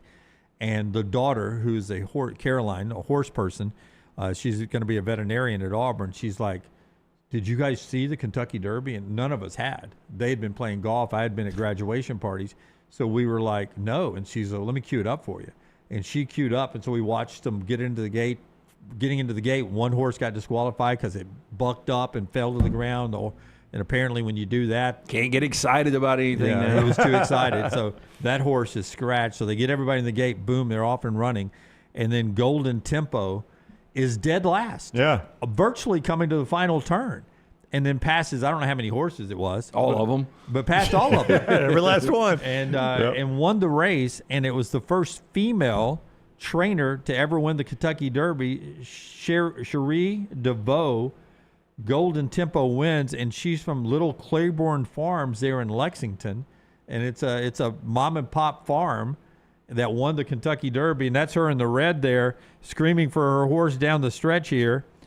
And goes absolutely crazy. Her daughter's there. She's 44. What a story. I mean, I'm sure she's got money. She just hit the lottery again, though. Yeah, I know. Absolutely. Yeah, what a story. The closest female trainer to win the Kentucky Derby was runner-up Shelley Riley in 1992. So they've had no one close. I don't know how many female trainers there are, but that's a record setter there. I love the horse's name, Golden Tempo. Okay, the runner-up for Shelley Riley, Casual Lies. Oh, that is pretty good. That's a pretty good name. Casual Lies get you in trouble. Okay, so Golden Tempo, based on what I saw, and I don't know any history on him, you would have to get some kind of a discount on the stud fee moving forward, though. Because, like, if I'm paying for it, I'm like, this is a fluke. Yeah. Like, this was a Hail Mary you guys hit. Yeah, 23-1. held off the favorite who started on the inside gate, owned by our boy Rapoli, who owns the UFL, Renegade, who he knows out at the end. But LT, apparently, Golden Tempo, this is the way he wins every one of his races. Okay. He comes from the back to win. Zero chance he wins Belmont or Preakness. Well, you probably don't even race him, right? Why risk it? I mean, I wouldn't. I wouldn't either, because you, like you, he gets I think dusted again. You probably feel like you caught lightning in a bottle, and now I've got the Kentucky Derby winner out to stud, not the Kentucky Derby winner that also got finished 18th. Yeah, at the finished Belmont. 18th at the Belmont. I'd never race him again. I'd just roll the dice. I mean, you're not going to win a Triple Crown with this thing. So should I believe that if our guy's horse was anywhere other than the rail, he probably wins because he finished second, right? Probably. Yeah, he finished second from the worst draw you could possibly have. Because the Renegade was closing as well at the end. See, it's crazy I had this kind of TV numbers and none of us watched it because I didn't either. Now, I played golf Saturday afternoon. I got home and Jennifer was like, man, that Kentucky Derby was good. I said, what are you talking? You watched it? She goes, I got sucked in. Yep. She goes, the storytelling is so good leading up to it. And then I got hooked in and had to see who won. Brothers were 1-2. The jockeys, the brothers were 1-2. And and I don't know if it's true or not, but my buddy Henny, who flew in from Chicago, he had a connector in Louisville on his way to Birmingham. And he swears that 2 jockeys were on his flight flying into Birmingham on Friday. It wouldn't be hard to. Yeah, no, they were short, and they had their jockey helmets with them on the plane. Oh, really? So they carried that on? Now, I don't know if they were 2 jockeys that were riding the Kentucky Derby. Wait, is that a flex? I'll go into Louisville with your. Yeah, I got my jockey got his helmet. little whip with him. Yeah. Do you need a booster seat to sit in there? But the fact that this thing drew this number is just mind-boggling to me. Me too. I saw that and I was like, what was it that, because you don't know it's going to be a good race. It's not like, oh, it's a good race. It got a good number. You don't know that. Yeah, you could understand it in the 70s, right? Yeah. There's nothing else on. And it was a massive sport back then. Yeah, crazy. It was crazy. So our college football question in this segment brought to you by our friends at Odie's. Tell us about Odie's, man. Odie's Tavern, great place to go. The original right there in Crestline. Have we made the announcement, by the way, that they made it at Odie's. They have, so we can do it. Yeah. So Brown and I, we finally retired from trivia. That's right. Laid down the mic one last time. Yeah, me, it was 17 years for Brown. I don't know. 4 or 5. Was it 4 or 3, 5? 2, 3. I don't know. Anyway, I was filling for a long time, and I took over. They're going to continue to do trivia. It'll be better than ever, but that's going to be every Wednesday night, the original location in Crestline. The newest location in Edgewood, great food from Rodney Davis at both for almost 4 decades.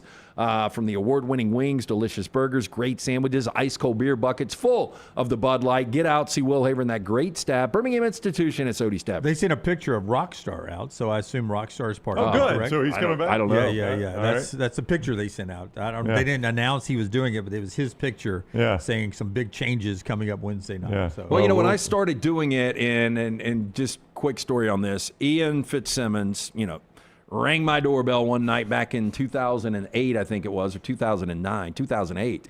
And What's said, up, boss? Yeah, hey, hey, man, I got some news. Kitty wants to get back to Dallas. I've got an opportunity there. And so, outside of figuring out what we were doing for the show, I get a call from Will Haver, and he said, hey, Ian's been doing trivia. Is there any way you can do it for 2 weeks for me until I find somebody else? And 17 years later, I am still doing it. But, for the first 3 or 4 years, Rockstar would come and hang out, and then he ultimately got up there on the stage and was part of the panel. And then, we did it together for almost 15 years, I think. Yeah, and then Rockstar moved to Tuesday nights at the Homewood location. That's when I moved in. Yep. And now I guess Rocky's going to try to do them both. It's the way it looked, and it's just social media. Well, he's filled in with me and Lance some when one of us has I would been assume out, it's going to still be Will and Rockstar, and then maybe Abby Joe, maybe Ryan, the other Ryan. But you can guarantee that it'll continue to be a good time with our friends at Odie's, and whether it's live music on Friday, Saturday, or just a great lunch, that signature burger, you can get it with our friends at Odie's and go by and check those things out. So here's my question. And you touched on it, LT, when you were going your best golden era of college football and how many different conferences won a national championship between 1998 and 2008. Right now, non-SEC and Big Ten teams that you consider to be a national championship contending program, and I don't mean just 1 year, like the foreseeable future. that are national championship contending programs. I mean, are not in the SEC and the Big Ten. I've got to admit it now because Miami did play for a national championship with their resources. Miami has to be one. It's got to be there. Notre Dame obviously not in the conference. Yeah, so I still consider Notre Dame Big Ten / SEC. Yeah. Texas Tech, with the money they're spending, now the Brendan Sorsby thing is fascinating. I'm sure you guys got into it. Yeah, but give a thought on that. But it really didn't change. Furman was on Friday, and he's like, they're still favored in every game. Yeah, I think they would be favored in every game. I don't disagree with but that. They were double-digit favorites. They were double-digit favorites in every game. But then when you get to the playoffs. Yeah, like, and Will Hammond's not going to be ready for week 1. They're backup. So, like, if you're Joey McGuire, you got to figure out, like, what are we doing? Because I find it hard to believe, at least what I've read, and I don't know what you guys have heard, for him to be reinstated. Now, I know he's hired this super attorney that's done some pretty amazing things in the past. What's the guy's name? I've got it somewhere. He's the guy that won the House settlement. It's not Tom Mars, is it? No, it's okay. Kessler. Tom Mars is normally the go-to. Jeffrey Kessler. Yeah. Jeffrey Kessler. With that said, thousands and thousands of bets on his former team in Indiana. I think it's going to be really difficult for him to be reinstated. With all that said, though, they'll figure it out. And the money that they've got with Cody Campbell, they're not going anywhere. They're going to dominate that league for a long time. So Clemson has won one relatively recently, last decade. Do you still consider them a national championship program? I don't know. I mean, where are you guys on this? Because it almost seems like so weird to say because he's got multiple national championships and has played for more. But going back to the first year of the 12-team playoff, it almost seemed like a one-off for Clemson because they were so bad and back, down to earth this year. So I think average. I think to answer your question, I'm going to have to ask you to look in a crystal ball and tell me when Dabo retires, what does Clemson do? Do you think Clemson, when Dabo retires, they're like, we will spend whatever it takes to get the best coach available? Well, I mean, do you think they are, or do they roll the dice? Do you think they hurt for money in the NIL world? I don't think they're up there with the Ohio States and people like that. I don't think they're on the same line as like an Alabama or Auburn. I think they're in that next tier. I think you've got a high tier that's like Texas, Texas A&M, Ohio State. I think Alabama, Auburn, Georgia, a lot of your SEC programs are in the next tier. Well, I think it's hard. Clemson's in that next tier. I may be totally wrong. I don't know. But the perception for me is that South Carolina has more money than Clemson. I wouldn't be surprised. What I was going to say, my point was going to be in the ACC, I think it's hard to identify who the big players are with NIL. Like, I think Miami's there. Is. Yeah. I think SMU is. I think even like Virginia and North Carolina might have more money than Clemson. I know they have more money. Are they spending it, though?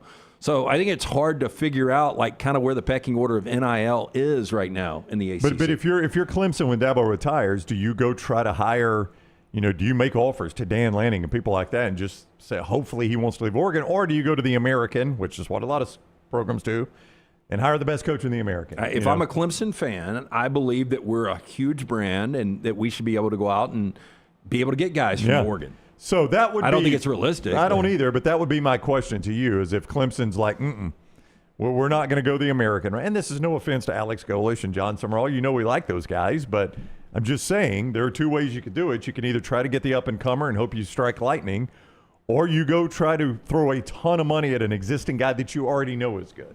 And like Alabama did Kalen DeBoer.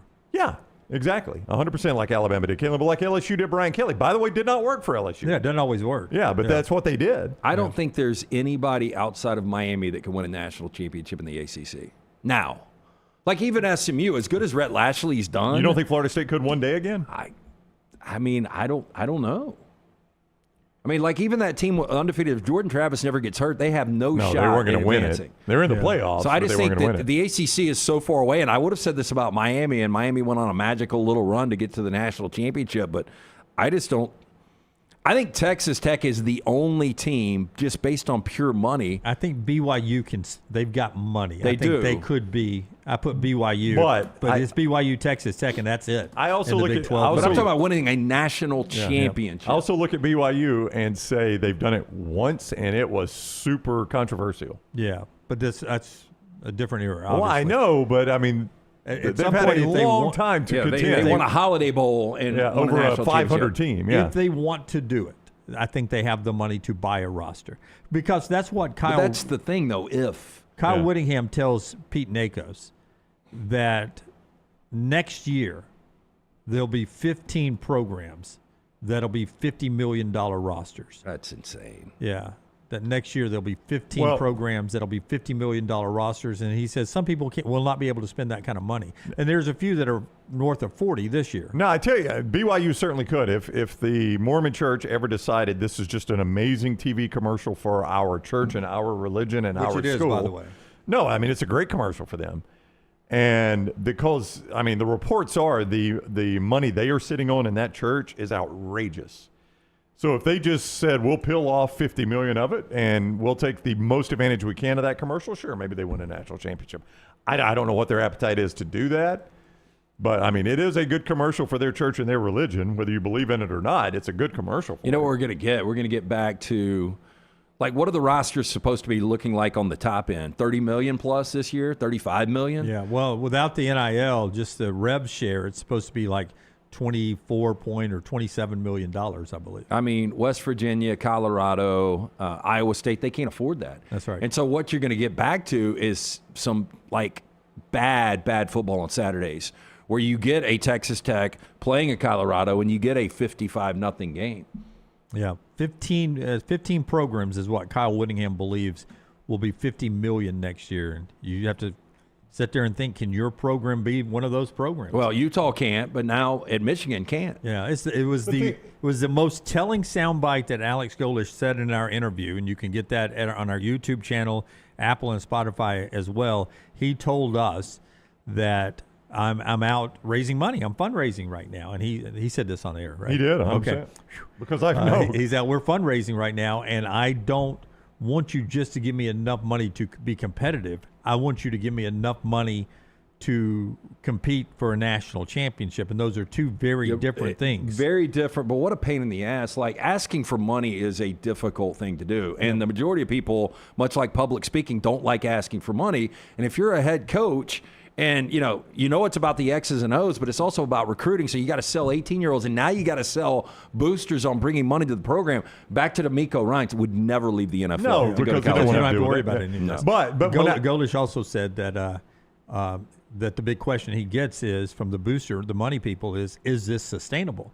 And he said I think this was on the air too. It's like, unless I do something good, I won't be around to see if it's sustainable in 2028. So I need you to pay me now for 2026 and 2027. This is when you tell the casual lie, and you say it is, because you want to go into it. I mean, you can't say, hey, look, I really don't know, man. Like, every investment's a risk.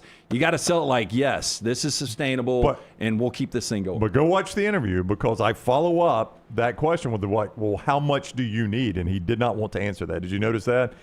He gave it. He didn't give a dollar figure. He didn't give a bad answer, but he also didn't give a dollar figure. Isn't that when he said, I don't want enough just to be competitive, I want enough to win the Maybe national so, but he championship? would not give a dollar figure, and I understand that too. Because how was he in person? Oh, he's fantastic. Could not have been a nicer guy. He is straight up.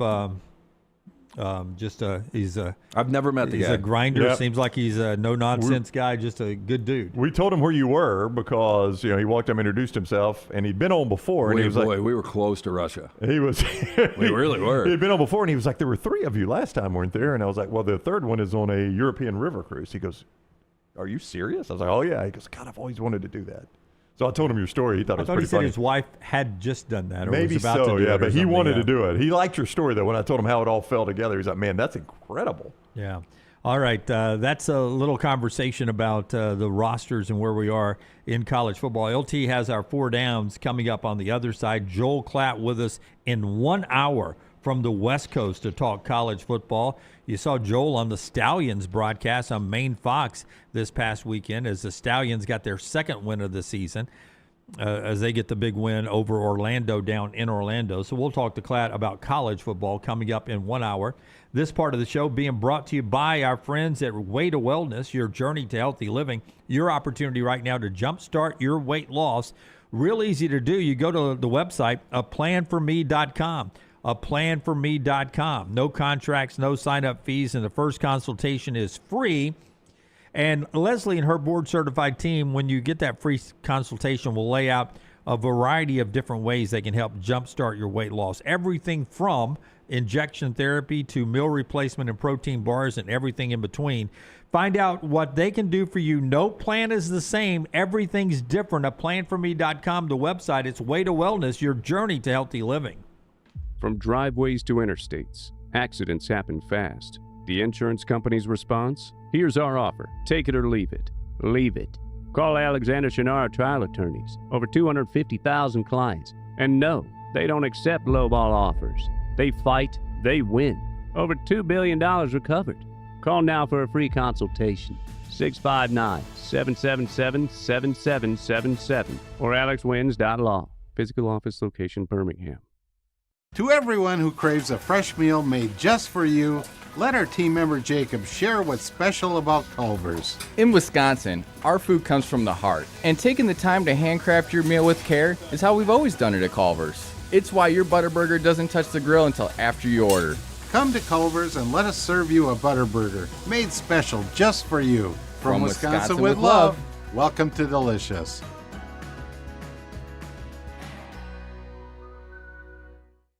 At Central State Bank, we are large enough to serve you and small enough to know you.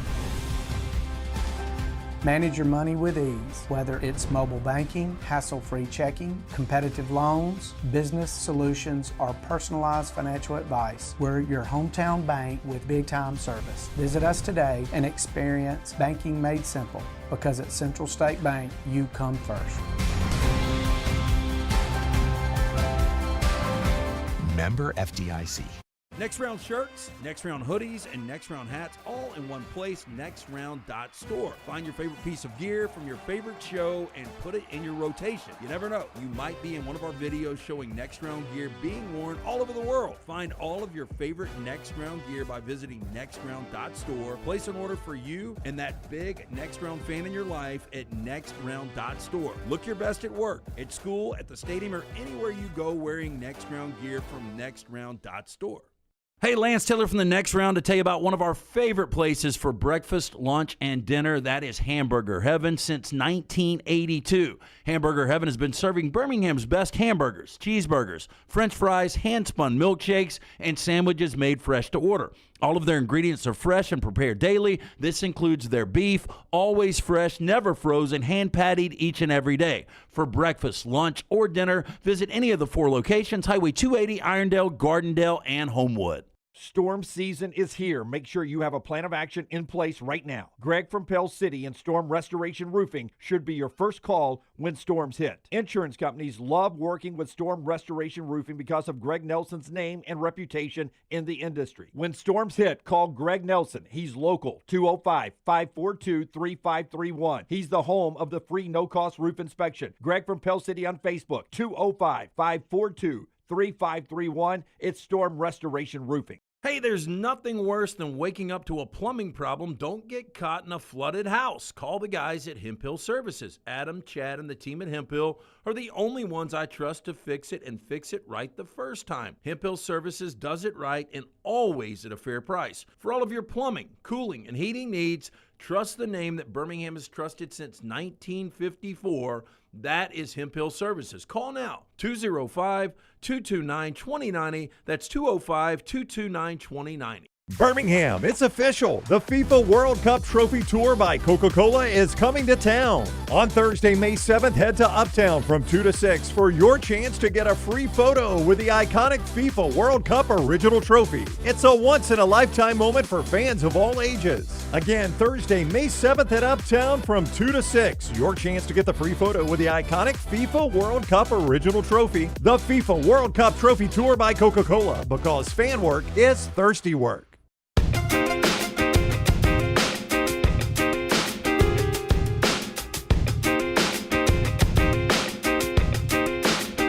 I just gave the Way to Wellness commercial going to the last break. LT's just back from Europe.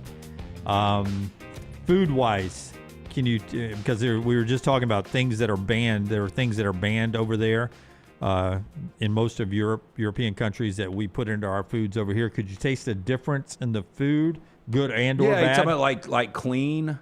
Yeah, was it really clean? You didn't make Italy though, right? We never made Italy. Yeah. We ended up doing. You go back to Italy on just an Italy trip. Yeah, because I've heard the food over there is incredible. Did get 6 countries in though, Yeah. but so the food got better. I know when I joined you from Cologne, like I'd had my best 2 meals in back-to-back. The Italian, you were down on the food at that point. Yeah, the Italian food that I got in Germany was incredible, and then the brat and the kraut that we got in Cologne was great. Once we got to to the UK and London, the first night, the first thing I ordered was fish and chips. Not a fish guy at all. It was awful. Like they even dicked up the chips. I'm so shocked that the British food was bad. That's all I've ever heard. It's not like they eat cold beans on toast or any other disgusting things like that. Very fair. But the cool thing about London is it's so diverse. You can get anything you want. Absolutely anything you want. And so I had some of the best tacos I've ever had in London. Really? So the food got better and better. In Amsterdam, it's New Orleans and Vegas on steroids. Like literally, Amsterdam makes Vegas look like kindergarten. Really? Oh my God. I mean, I can't make it up. Like the stories, like anything you want in Amsterdam, it's crazy. And I was talking to one of the bartenders because there was a bunch of young kids in there. Is that Denmark? No, Netherlands. Netherlands. Is that Yeah. Dutch? I mean, by nationality. Yes. You don't even know your own people. Dutch. Yes. Yeah, the team, the World Cup, that they wear their orange uniforms, the Tampa Bay Orange. Yeah, that's it's a them, good team. So this That's is the crazy. Netherlands, I think I told you this on Friday. I don't remember a ton about the conversation because it was the one day I told Brooks that we really got after it. Right. Pretty balanced the other time. But when we got to Amsterdam, it was on Saturday. We stayed Saturday, Sunday. Monday was their King's Day, where everybody dresses in orange. And it's basically their 4th of July Mardi Gras. And it is absolutely insane. One of the reasons we left is because it's like completely crazy. But I was talking to a bartender, a bunch of young kids. What's the drinking age here? Well, it's 18. It used to be 16 for beer and wine, but we recently changed that. Yeah, just recently moved Just it recently. to 18. But I mean, it was mushroom shop, coffee shop, which is smoke whatever you want. And the first one I walked into was called Mike's or something. And I'm looking around, Mike Tyson's everywhere. It was his dispensary. Oh, wow. Yeah, which is pretty neat. But it was, coffee shop, mushroom, and then you get in the red light district and it's, literally window shopping for whatever you want. Yeah, sex, drugs, and alcohol. Yeah. Wow. I mean, that's the way it's portrayed in the movies. I didn't know if it was that way in real life. The bracket challenge, though, like some of the sex suits that are like in the windows over there, like if somebody had to wear one of those for just an hour of the show would be the most demoralizing, humiliating thing you could ever do. Are you trying to dress one of them up like the Gimp from Pulp It's Fiction? worse than the Gimp, man. Like I was just Worse? like, holy hell. Like you've got like mannequins in the window showing, like people are obviously buying this stuff. Craziest thing at 1 in the afternoon, we're walking by and these like 2 sailors walk into this one booth with this chick. She's just 2 guys going there. I'm like, Were they really sailors or were they just dressed like that? they could have been. I don't know at that point. In the Navy. All right. This 4 Downs today brought to you by our friends at Central Alabama Asphalt. When you are out and about on Alabama's roadways and you see those big federal construction jobs, the state, the municipal roadway projects, you're probably seeing our friends from Central Alabama Asphalt doing those road paving jobs. They get a ton of those, which might make you think, all right, they got all the money they can count, and they are so busy doing that they don't have time for my smaller project. That's where you would be wrong. They've got an entire division dedicated to the smaller jobs, like a parking pad, a driveway, a parking lot for a church or a community center or something like that. You can get a quote, an estimate on any job, big or small, 205-349-0910, 205-349-0910. I guess I should always say they don't have all the big jobs they can handle anyway. If it's a bigger job, they can handle it at Central Alabama Asphalt. See more online, centralalabamaasphalt.com. That is centralalabamaasphalt.com. First down. Mick Mars, 75 years old. Aaron Andrews, 48. Better career, Mick Mars or Aaron Andrews. Sounds kind of ridiculous, but you still hear all these girls that want to be in sports broadcasting. They all like, say her. I want to be the next Aaron Andrews still. How old is Mars? Mars, 75. They had to take him off the tour 2 years ago. Yeah. Bad back. It was tough to watch the last time I saw it. He was hunched over, barely standing about 10 years ago. Yeah. I will say for Aaron Andrews, she's how old? I'm sorry. 48. 48. And 48's not that old, but in that business, for her to still be on their number 1 top crew at that age speaks highly of. Yeah, look, I mean, there's of her abilities, and I don't know how you guys feel. Like, I think she's really, really good at what she does. There's a lot of women and men out there that, for whatever reason, still have jobs and aren't that good, but she is. I mean, you can make an argument. She's like maybe the best to ever do it as far as a woman. Maybe so, and she's just, and it's not because she's attractive. she's always been. That does help, though. Yeah, but she's always been just easy to listen to. You know what I mean? Like the way she's a comfortable voice. Yeah, she's an easy watch, and like I enjoy Holly Rowe. She's very knowledgeable, easy watch too. I enjoy Carissa Thompson. Her birthday as well, by the way. Today, same day, isn't that wild? wild? And they're such good friends. But I don't like her on the desk on Thursday Night Prime. I like her in the studio with Fox on Sundays or on the sidelines. So I've always liked Erin Andrews. I don't know, but Mick Mars. Yeah, I mean, you're talking about international fame, Motley Crue. Also consider the just endurance and strength he has to have played all of these years with his spinal condition. Yeah. He has a form of arthritis and he's had this since Motley Crue started, where his spine just slowly has been fusing together. Yeah. I'd go Mars. Awful back pain. But 75 outside of that, just in Motley Crue years, like if we're doing dog years, I mean, what is that for a normal human? I mean, it probably is close to dog years. Yeah, it's like a wrestler living to be 75. Yeah. Second down. Randy Travis, 67 years old. Better career, Randy Travis or Travis Scott? By the way, I just pulled up Mick Mars. He wears more makeup than Erin Andrews does. At least I like. I could believe that. Yeah. Okay. Go ahead. Randy Travis, 67 today. Better career, Randy Travis or Travis Scott? Now, Randy Travis doesn't have or didn't have a McDonald's meal named after him. He did not. Doesn't have. A little late for that. I'm shocked Randy Travis is only 67. But Randy Travis, and we've had him in trash before, he's had some issues early in his life. He's had some run-ins. Late, but I think he's got 19 number one singles. singles. I was just pulling it up, Lance. I knew there were a lot. I was going to see how many number one singles he's got. I don't know, Jim, if you're a respecter of his music. I like a couple of them. I mean, was his heyday 90s country? 80s. Yeah. I would say early 90s. I'd say 87 to 92. I listen to a lot of Prime Country on Sirius XM. He's a stalwart on Prime Country. Gets a lot of play on Sirius Forever and 58. Ever, Amen. Three Wooden Crosses is one of my favorite songs he does. I don't know who, on the other hand, I don't know who wrote all his stuff. Randy may have written the songs himself. The lyrics in his songs, my wife actually pointed this out. We had some Randy Travis playing. She's like, man, his lyrics are so good if you just listen to them. I don't know who wrote his songs, but lyrically, I think he's really, really good. He's never played a Super Bowl. He is not. I would go Randy Travis at this point. Yeah. Paul Overstreet and Dan Schlitz wrote they're Forever good. and Ever, Amen. On the other hand, Deeper Than a Holler.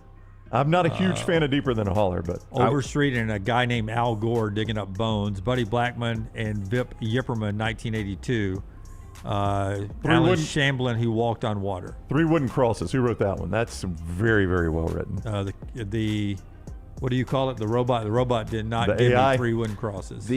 Not one of his number ones. I would assume Randy Travis has never had the tragic concert that Travis Scott did. Probably no. Was that Astro World? Yep. It was awful. I don't know if you guys saw that. Oh, yeah. Netflix. I know what happened. I haven't seen it.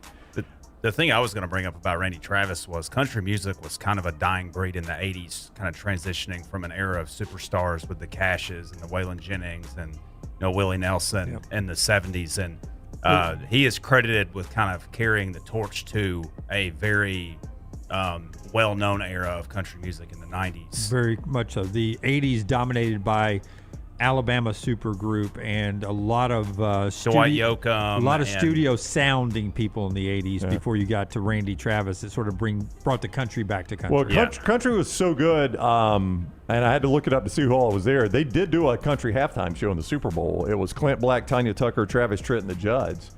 So it was big enough it had its own Super Bowl halftime show. So country music in the 90s, it's pretty big when you get the whole halftime. That was in Atlanta, right? Yeah, it was the one at the Georgia Dome, yeah. So right now, I think Travis Scott has it just because of money and accolades. Yeah. But I haven't listened to a single Randy Travis song, but from what it sounds like, his music will live on. It's well written. Well, you say accolades. I bet Randy Travis has won 5 to 10 Grammys. I would say Travis Scott's probably been nominated. I don't know if he's ever been won. Nominated, but hasn't won any, and that's because there's nothing like deep or something that will live on after Travis is gone. It's just fun party music that makes money. But nothing particularly unique about Travis's music. Third down. Roy McIlroy, 37 today. ultimately better career, Roy McIlroy or Victor Wembanyama? So, by the way, as Wemby pops up right now. That's weird. 3+ 3-point field goals tonight. Play the over on that? Yeah, that's what Shea is saying on ESPN. Play the over. Is that Shea's bet? Massive favorite the Spurs are tonight because no Anthony Edwards. First off, at the Regions last week, so somebody was telling me on the first tee is like I had to explain to my son. He was all excited. He was asking, how is McIlroy playing here at this event? He was confused that Rory McIlroy had just won the Masters, and he was confusing Greg McIlroy and Rory McIlroy. That's one of the few times that's ever happened, I would imagine. Yeah. I'm going to say Rory McIlroy when it's all said and done. Career Grand Slam, I don't know what the equivalent of that would be in the NBA. It'd be several Probably NBA titles. wearing multiple NBA titles, multiple MVPs. Yeah, stuff like that. But I think he's going to get those. Yeah, probably will. McIlroy is reportedly close to being a billionaire right now, which is crazy to think about. Wemby will be he's only 22. Not because of his own course. His own course has done very well, but he has been a very smart businessman off the course, McIlroy has, and is very close to being a billionaire. Narrowly avoided a divorce, which will keep him close to being a billionaire. That divorce probably would have put a crimp in that. I think you got to go McIlroy right now because of everything he's got. And I mean, Wemby is a high-flying big man who could. 7'4". You never know what the foot, the foot, knee, something like that impacts it. But I mean, if he plays a full another 15 years, I would go Wemby, but that's just an unknown. Will he be a lifer San Antonio, or when he hits free agency, will you think he'll go big market? I don't. I've just heard in that market that they care so much for their basketball that Maybe everybody falls in love. And it's a good city. I like San Antonio. It'd be a good place to live. You saw the other bigs. David Robinson never left. Tim Duncan never left. Yep. San Antonio's never going to want him to leave. Yeah. 4th down. Okay, it is May the 4th. I asked this to my nerd girlfriend last night, Maddie. Best Star Wars character? I've only seen 3, the original 3. So I've never even watched those. I would say Han Solo. From what I have watched, I think I enjoyed Han Solo. I've mentioned this on the show before. You can't rub your eyes, Tyler. I've never watched all of the Star Wars. I've watched bits and pieces of each of the Star Wars. each of the 3, but I've never watched all of them. So I'll go Han Solo. My wife, who is geeky and loves sci-fi and stuff, I think she chooses Han Solo. I think she loved that character and the internal struggles. I mean, he's sort of a hero, a flawed hero, if you will. See, I liked the original Obi-Wan Kenobi, which was Alec Guinness, the only Star Wars actor that's ever been nominated for an Academy Award. But when you're a Sir actor and you go in basically blind on a project in 1977 that a lot of people thought would be a disaster, and he was such a good character in that. But again, I've only seen 3. Fun fact about that production, Mark Hamill was just so enamored with Alec Guinness and was asking him all these questions between takes that Alec Guinness paid him to leave him alone. Yeah. That is hilarious. That is pretty good. Yeah. It's like, please go away. That's my second income up here. These guys pay me to not talk to them. I'm going to. You going Chewie? I'm going to say Darth Vader. Chewie. Okay. I mean, that's such a deep character. I mean, without Darth Vader, none of this Chewie's works. Probably my favorite, either him or Yoda. Yeah. You're right. Without Darth Vader, you don't have a movie, do you? Yep. One of the greatest villains of all time. Gotta have an antagonist. You gotta have a villain. That's all I got. That's our 4 downs today.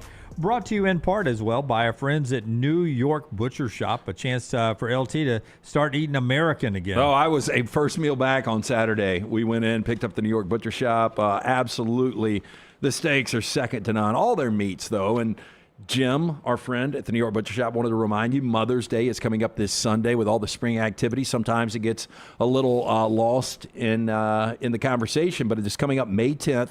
Give mom the best. Let mom relax while you serve up perfectly grilled and rested certified Angus beef brand cuts. Those certified Angus beef prime, the whole tenderloins, the fillets, prime rib roast, available at both locations. Take care of mom this weekend for Mother's Day with our friends at the New York Butcher Shop, the Cobb Heights location, Highway 119 in Greystone as well. Stop and see Jim and take care of mom. Rare quality, well done service. It is the New York Butcher Shop. By the way, Add this to another horrible first pitch of all time. Brown, your starting quarterback, Malik Willis, throws out the first pitch in front of empty seats at a Marlins game. He needs to get used to it. And watch this. He does a pretty good windup, but here's the guy who's going to be throwing to your receivers. Yeah. Well, sometimes you got to throw them open. You got to throw them open occasionally. Was that intentional? Like, did he intentionally throw a bad first pitch to go viral? Look at all the empty seats. Like, I don't know about Tyler. I feel pretty good, or Brooks. I feel pretty good that we could go up there. I feel pretty good that any of us could go up there and do much better than that. And this is an NFL starting quarterback in his 20s. Yeah. Should be able to throw. And watch this pan up to the empty seats. If the Marlins called me right now and said, Jim, we'd fly you down to Miami to throw out the first pitch and fly you back, I would say no thank you. That's a lot of flying just for a pitch. There is nobody there at this thing. Terribly boring product, the Marlins. Well, look, I can see somebody that's like, I don't know, a model, an actor, an actress that never does this, and it's a completely packed house and nerves get them. But this is a starting NFL quarterback in front of no one. I know. Again, he probably needs to get used to that. Now, that being said, I gave you Braves fans, I transition everything. There is Marlins, so we're about to talk about the Braves. I was getting text about you Friday. So the Braves are off to their best start in franchise history since 1892 when they were the Boston Beaneaters. I was joking with Brown that the franchise that is now in Atlanta, when they had their best start ever in Boston as the Beaneaters, that there were still piles of rubble still burning in Atlanta. It had been burned from the Civil War. We had not rebuilt Atlanta yet. The last time the Braves organization was off to this great of a start. I thought they started 13-0 one year. Did they not? They did. I said that to Brandon. How did they start 13-0? And by the time they got to 35 games, this is the best 35-game start. I should say it that way. Yeah, Acuna going down. I didn't even see what the injury is. 10 days. It's not as bad as they had feared. He's gonna be on the IL for 15 extra days because Albies going to kick him in the balls if he keeps messing with his glove. But I mean, the best one time yesterday he came back and Acuna had filled up Albies' glove with sunflower seeds. So he goes to put it in his hand in the runner in the field, and he has to dump out a bunch of sunflower seeds. Later in the game, he'd filled it with dirt. And Albies is looking around like, what are you doing? I've got to actually use this thing in the field. So, go to rehab. So you missed Thursday's show, Dunaway singing Braves praises. Braves fans hated it in the chat. And they survived. And they lost Thursday. And then, Lance, they're in Colorado Friday night down 5-0 in the first in Colorado. I get this text. Braves lost yesterday, down 0-5 in the first right now against the Rockies. Damn Dunaway. Yeah. This team cannot be jinxed. They came back and won that game 8-5. It was the Rockies, though. It can't be jinxed. They're first in Major League Baseball in the record right now. Here we go. They're number one in batting average, number one in RBIs, number one in hits, number one in runs. I don't have enough time to give everything. Run number differential, one in OPS. I mean, plus 81 through 35 games is amazing. Did anybody see this coming? No. I mean, I was going to ask the question today when this inevitably came up. Do I need to stop saying, because I have said this a lot this baseball season so far, everybody's just playing for second in the NL anyway? I mean, do you still believe that, having watched this version of the Braves? I mean, I know you would still have to beat the Dodgers 4 games. Somebody's got to beat them 4 out of 7. I mean, 6 teams have the same or a better record than the Dodgers right now, but, the Dodgers, they get off the snide yesterday. They had lost 4 straight, which, I was with a Braves fan for lunch yesterday, and he was like, that's the longest losing streak the Dodgers will have all year. And I'm like, you're probably right. Probably still playing for second, or I need to probably stop saying it. Okay. Yeah, like the Cubs are 22-12.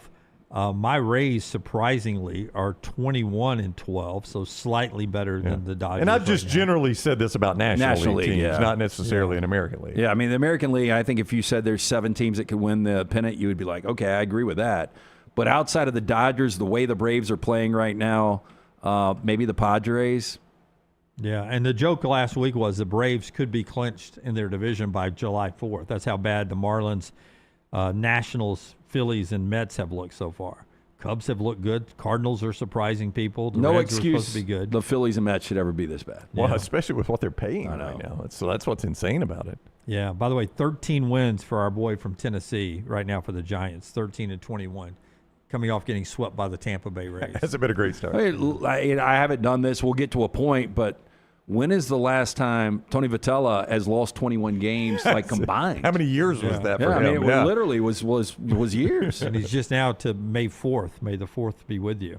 All right, that's this hour. Coming up, trash part of the next segment, and then Joel Klatt coming up. One more college football topic and some basketball to get to in the next segment before we get to trash. So hang around for that. The show being brought to you in part by our friends at Coca-Cola Brownie, an opportunity to get out and enjoy the World Cup trophy this week. Yeah, ask yourself, have you ever seen the World Cup trophy? If not, Thursday is your day, my friend. You can head down to Uptown in Birmingham 5 to 7 and see the World Cup trophy. Have your photo made with it. It is a once-in-a-lifetime opportunity for you. It is the official World Cup trophy tour presented by our friends at Coca-Cola. 2 to 6 Uptown, 2 to 6 in Uptown. Your chance for a free photo with the iconic FIFA World Cup original trophy.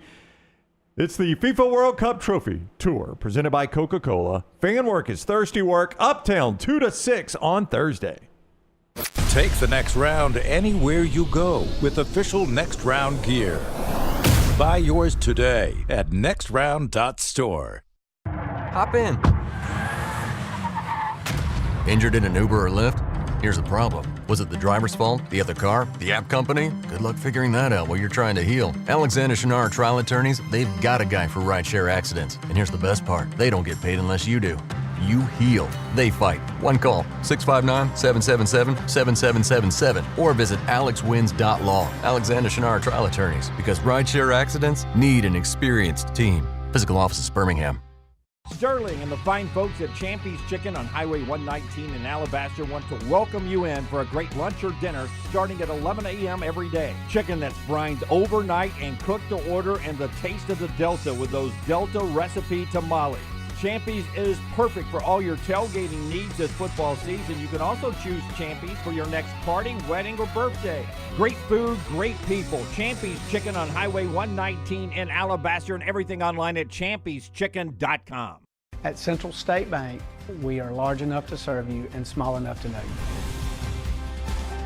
Manage your money with ease, whether it's mobile banking, hassle-free checking, competitive loans, business solutions, or personalized financial advice. We're your hometown bank with big-time service. Visit us today and experience banking made simple, because at Central State Bank, you come first.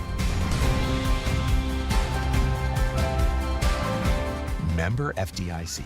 Never miss anything from the next round when you listen on demand through the podcast platform of your choice, Apple, Spotify, iHeart, or Google Podcast, wherever you listen. Always like, follow, subscribe, turn on automatic download so you can catch every part of the next round. Listen anywhere in the world, anytime on the Next Round podcast feed, and support the show by following, subscribing, and turning on automatic downloads on any podcast platform. Listen anywhere in the world, anytime on the Next Round podcast feed. Thanks for always making the next round a big part of your day. Remember the name Way to Wellness if you're battling weight loss in your life. I'm Jim Dunaway from the Next Round. There was a time I was over 216 pounds until Way to Wellness helped me lose 45 pounds, and now for over 2 years, they've helped me keep that weight off. Here's their website, aplanforme.com, aplanforme.com. That's a great name for a website because there's no cookie cutter plan. Everything is designed specifically for you. No contract, no sign-up fees, and your first consultation is free at Way to Wellness.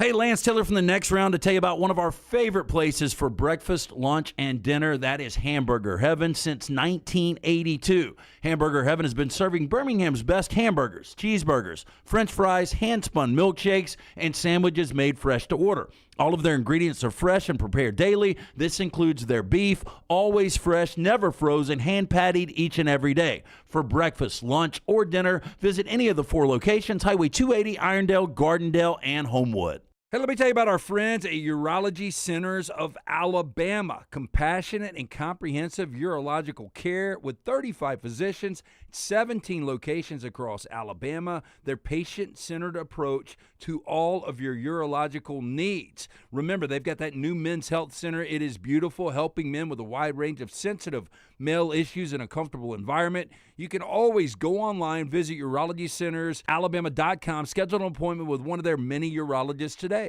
Birmingham, get ready to pregame with the Birmingham Legion FC at the Coca-Cola Soccer Block Party May 7th from 2 to 6 at Protective Stadium. Bring the whole family for music, giveaways, and tons of family football fun for free from 2 to 6 May 7th at Protective Stadium. After the party, the Birmingham Legion FC takes on Miami FC with kickoff at 7 o'clock. Tickets for the match are available at bhmlegion.com. Come kick it at Protective May 7th with the Birmingham Legion FC and enjoy ice-cold Coca-Cola because fan work is thirsty work.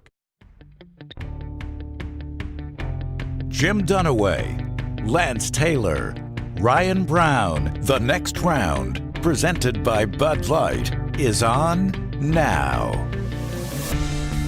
This hour brought to you by our friends at Champy's World Famous Fried Chicken, where Sterling is the owner down at Champy's Chicken. Megan's worked there since the beginning. She sort of is the right hand, the co-pilot of the ship down there, but I don't talk to Megan anymore because falling out. Well, her and her boyfriend are Canadian fans, Montreal Canadiens, and are they from America's Hat? Yeah, I mean, I get. Are they? I get no. They're Southerners. They love hockey, so they're Canadian fans. Yeah. She's texted me. I think other than when my dad died, never. And last night I get a text at 7:53 after they have won the game 2-1 to win the series. Go Habs, go! And a blue, white, and red dot. And I just sent her back a middle finger emoji back to her. Yeah. But other than Megan, go by Champy's and enjoy the great customer service there at Champy's World Famous Fried Chicken. Sterling, he's an American. He cheers for American hockey teams. Down there on Highway 119 in Alabaster, the chicken is brined overnight, cooked to order, hand-cut chicken fingers. It is so good. It is champyschicken.com. The one football thing, LT mentioned it earlier, but wow, the Big Ten, $1.37 billion in distribution. Worked out to about $76.1 million per team. Washington and Oregon taking less for their first year, roughly around $48 million that they're getting. Almost a $500 million increase, $490 million increase year to year. Again, sustainable, I don't know. That's just massive numbers. And, you know, I know the allotment of money is going different places and stuff, but if I'm one of these Big Ten coaches, I'm like, look, half of what we're getting every year is going straight to our roster. I mean, but think about... And that's a lot of money, by the way. So give me the per team again. 76, was that? $76.1 million. Because I thought about this when we were talking about it earlier, and you guys were talking about $50 million rosters. I'm like, football, just the media rights and all, and the conference payout brought in 76, and you're having to spend 50. And I know this is coming from different pots, but it's all money. Yeah. Right? I mean, you know. If you're LSU, last year the SEC paid out $72 million. That's right. So LSU, I mean, forget the Brian Kelly buyout. If you're doing a $50 million roster and a $13 million Lane Kiffin contract, there's $63 million right there. There's 63, but you say forget the Brian Kelly buyout, but that's part of it. No, I mean, that's all money that is either coming from your coffers or not every school has that. Though, I know that, but you're not getting it because another booster's like, I'm having to pay this buyout. I can't participate in NIL like I wanted to because you had to come to me for the buyout. So, I mean, it's all money that is not unlimited. You know, it was just a few weeks ago where everybody was getting ready for tax day, and you know, everybody tries to get creative on their returns. I saw in the article, the Big Ten, like they were writing off, we spent $6 million in legal services, we spent $5 million in officiating technology. Like, what are other things you can get creative on if you're a league on write-offs because of the amount of money that's going out, you know? By the way, speaking of write-offs, I don't know if it's a write-off or not, Michigan, all told, spent $11.5 million on the Sharon Moore investigation and legal work for that. Boy, they really wanted him out. $11.5 million it cost them with the attorneys, the investigation into whether or not it's still a hostile workplace, all of that stuff. $11.5 million is the total cost of Michigan on the Sharon Moore investigation and firing.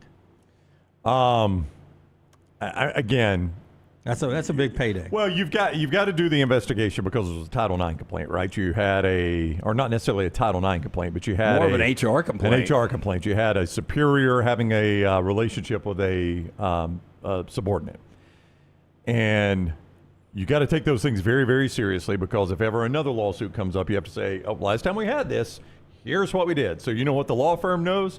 They got to take this very seriously, and they have come to us. So our billable hours are this much per hour, and that's how you get to $11 million. Because they know they've got Michigan on the hook, and Michigan's got to. And Michigan's got an unlimited kitty. That's right, and they know that Michigan has got to run through the tape on this thing, or it's going to hurt them down the road. So that's how you get to $11 million pretty quick. By the way, last week we gave you that Duke got creative with 3 games that they sold to Amazon, 3 basketball games streaming on Amazon at 3 neutral sites. And we were like, man, I bet ABC ESPN is upset about this. Well, ABC ESPN sort of worked with them, got something in return for those 3 games that Duke's making money off. Not so fast says Fox. Fox says they actually own the rights to the Duke-Michigan game at Madison Square Garden. Oops. If they're going to play it.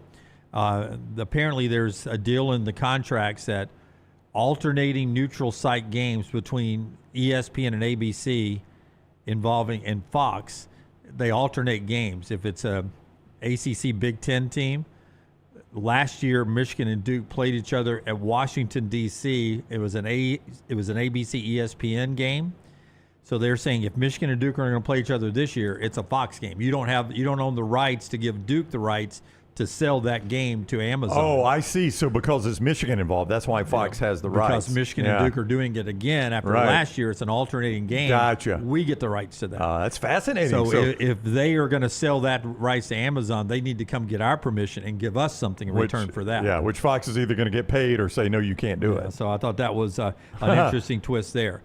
A couple more things before we get to trash. One of them is Will Wade's roster at LSU, and the other is what Auburn would have looked like in the NCAA tournament if it had already expanded. The show being brought to you by our friends at Hemp Hill. If you're running hot or cold, our friends at Hemp Hill can take care of you. Yeah, make the phone call, 205-229-2090. Whether you experience plumbing, heating, cooling, any of these issues, home or business, ready to serve you. Our friends at Hemp Hill Services, trusted name Birmingham has trusted since 1954. For more information, hemphillservices.com. As early as today, sometime this week, we expect the official announcement that the NCAA tournament is going to expand to 76 games. So 12 extra teams going into the tournament and 8 extra teams. How does it work? It's going to end up being 12 games now in the play-in instead of the usual 4. Have we found out anybody that likes us? I'm just talking about from a consumer standpoint. Yeah, I mean, even Stephen Pearl, who would have benefited from it, didn't like it when we interviewed him out at Regents. Colin Cowherd calls it subtraction by addition. Here's how the non-automatic bid games would have been this year. SMU, Miami of Ohio, Texas, and NC State you already had. Auburn would have gotten San Diego State the way this played out. Yeah. It would have been Auburn, San Diego State, would have been Indiana, Oklahoma, Oklahoma State, Virginia Tech, and Arizona State and Cal. Sounds like the Crown tournament, honestly. Yeah. I mean, that sounds like the Crown field. I mean, this does absolutely nothing for me. I think the majority of people agree with that. It's just a money grab. Yeah. But Auburn absolutely, I mean, it's – I don't want to get into the NIT thing again. Stephen and I hashed that out in our interview out at Greystone. But as Did he disagree with you? Well, I mean, he saw – we hashed it out. I mean, he said I was right about some things, but he said I was wrong about some things, which, he's the coach. I have my opinion. He had his. We're fine. But I would say, as an Auburn fan, I would prefer that spot right there than accepting an NIT bid. Now, did I know I was going to go win the NIT? No. Maybe you could argue I'd rather go win the NIT than play in that game, which is presumably going to be like somewhere like Vegas on a weekday or something like that. 6 of them will be in Dayton on a Tuesday. Yeah. 6 of them will be somewhere else on a Wednesday. Yeah, Vegas is actively trying to get them. Oklahoma was in the Crown, which ultimately was in Vegas, right? So, I mean, if I'm Oklahoma, I'd rather be in that game than playing in the Crown. I don't think you guys watched any of the Crown, did you? Yeah, you always want to be in the NCAA tournament. I would say so, even in that expanded field. Will Wade's roster right now is just one player. I think I'm right about this still. Brooks may want to check it for me. And I think it's Mo Diabate, right? That's the only one I'm aware he's gotten. Yeah. And that's one player. So I texted our buddy Chris Marler, who covers LSU down there for ESPN 104, and I was like, is this a big deal? And obviously it is a big deal, but apparently he did this last year at NC State, and that there's not a rush to fill up Well, you saw where that got him. Yeah, it's not a well. I mean, they were were a in playing Dayton. game. Yeah. Yeah. It's not a rush to fill up these spots like it is in football because you don't have to be settled on your location, your next playing location until the fall semester starts. In football, you got to move so quickly because you got to be enrolled for the spring. Right now, only 46% of the people that are in the portal have come out of the portal. And Jim, just to update you, if you go to LSU's 26-27 basketball roster, it is nothing but pictures of coaches. Yeah, you know who you get on their basketball roster? Just pictures of coaches. Four assistant coaches or four five. coaches? 5 assistant coaches. But I understand that LSU's got a lot of money, but I think Lane Kiffin's spending it all. I mean, he Forster's got it right here. Just got the number one tight end in this Ahmad Hudson guy. We don't even have a Damon Stoudemire headshot. The guy played in the NBA. How do we So not he have a- just got fired from Georgia Tech. Yeah. But don't you think it's like LSU's like, look, we're going to focus on football for a second? I mean, if I'm Will Wade, I don't take this job, Jim, unless they've told me I'm going to have a ton of NIL, right? I had a job I wasn't getting fired from. He wasn't getting fired at NC State. I'm told he's got the money and not to panic yet, that there are some big moves coming for LSU, including, wait for it, professionals from Europe. But I would just think, though, like you've got to, just to calm the critics and to get a good piece, like overspend to bring in your first big recruit. Like if I'm Will Wade, I mean, portal or not. If I'm Will Wade, don't you think you're watching G League right now and seeing if there is a G League guy I could pick off? I would say, Brown, you watch the European market. Before G League? Yeah, like Lance isn't the only thing that has come back from Europe. He was over there with a bunch of LSU Keep an eye players. on the European market for filling up these spots at LSU. They speak a lot of French down in New Orleans. I can't say the phrase now, but we'll see if they speak any other European languages at LSU coming up this year. All right, Trash Time, brought to you by our friends at Bud Light. Easy to drink, easy to enjoy. Tyler, we got Joel Klatt coming up here in about 15 minutes, but right now, LT, as we return trash to the show. Wow, did you look? No, you never look, Brown. Well, it's Dale Earnhardt. I just wondered. You never look. Well, today we're finding out that Brown would have looked. No, I did not. I did not say that, Tyler. I just said it was Dale Earnhardt. Like, I just wonder if Jim looked. That's all I asked. I'm just saying. You're saying that as if like it's an expected No, thing. I was It's saying like, it's Dale Earnhardt Sr. I just didn't know. Like, if ever you were going to look, maybe a Dale Earnhardt Sr. makes the list. That's all I was asking. Who's on your list? LT's Trash is presented by Bud Light. Lance Smith. It's the biggest thing you missed while you were gone. We found out Brown has a list of people that he would glance at beside him at a urinal. That is not what that clip was. Is that You not heard what he the just clip. said? No, it is that not was what the I said. implication. Are you talking about like there are conversation. certain dudes drunk you would look at? Hang on. Whoa. I never, that not what ever was said said? that. It was not what was said. Dunaway was at a trough next to Earnhardt, and I asked Dunaway if he looked. He said he did not, and I said, well, I would have assumed if you had a list, that would have been on the list. That's not what you said. Yeah, it is 100%. You literally just played it, Tyler. I just played it, and that wasn't know. what you So said. if there's a list, it would be on the list. Was Trash on hiatus when I was? Well, we took it. We gave it a little bit of a rest because I was by myself for one, and then we're out at Regions on that. So we're bringing it back. Top Golf in Charlotte still open after viral video circulated on social media that appears to show someone driving a car onto the range over the weekend. Now, the incident reportedly happened Sunday, April 26th, the venue's northeast Charlotte site.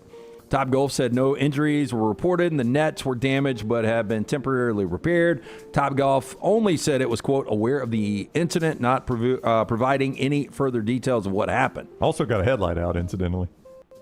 Perhaps it happened when they came through the... Oh, it did. I can see that now. Yeah. That's why you got a headlight out. Hey, are people hitting balls at him? They are. Look at him coming down. At that point. I'm going to try to find video tomorrow, but I saw yesterday they have this thing called spectator racing at certain racetracks, the not traditional courses, sort of like we used to have here at VIR, that they'll let two people get out and race a lap. Fans, you bring your personal car out, and some guy takes a Denali his Do they have to take a breathalyzer before they go out there? I'm sure not. Probably no. Some guy took a Denali, spun it out into the turn 4 wall, and just totaled his Denali. Oh, that's like a $100,000 vehicle. Yeah. Well, yeah, but is he dead? No, he was fine. No, but his wife probably wanted to kill him. Yeah, but the whole wheel shoots off of the thing. They were debating on the broadcast whether it was a spare tire underneath or if it was one of his right side tires, but he crushes the thing on the wall, and then you see it on the hauler being hauled off. Can you imagine going on just you and the boys on a Friday or Saturday night to the local track? You get coaxed into getting your Denali out there to race some pickup truck. And how the hell are you getting home now? And then you crashed it into the wall. And you got to call your wife because you can't get home. So I'm going to try to get that video out. This is equally as stupid as that, and 100% I'm trying to drive the ball through the window. Oh, yeah, I'm hitting right at him. So, Tyler, you told us you used to work at the Bell before, right? Taco Bell back in the day? Oh, yeah. Yeah, it was an eventful time there. I don't know if I've shared all my Taco Bell stories. Fourth Mill, I'm sure, when everybody late night is going through there, they've probably had a little bit too much to drink.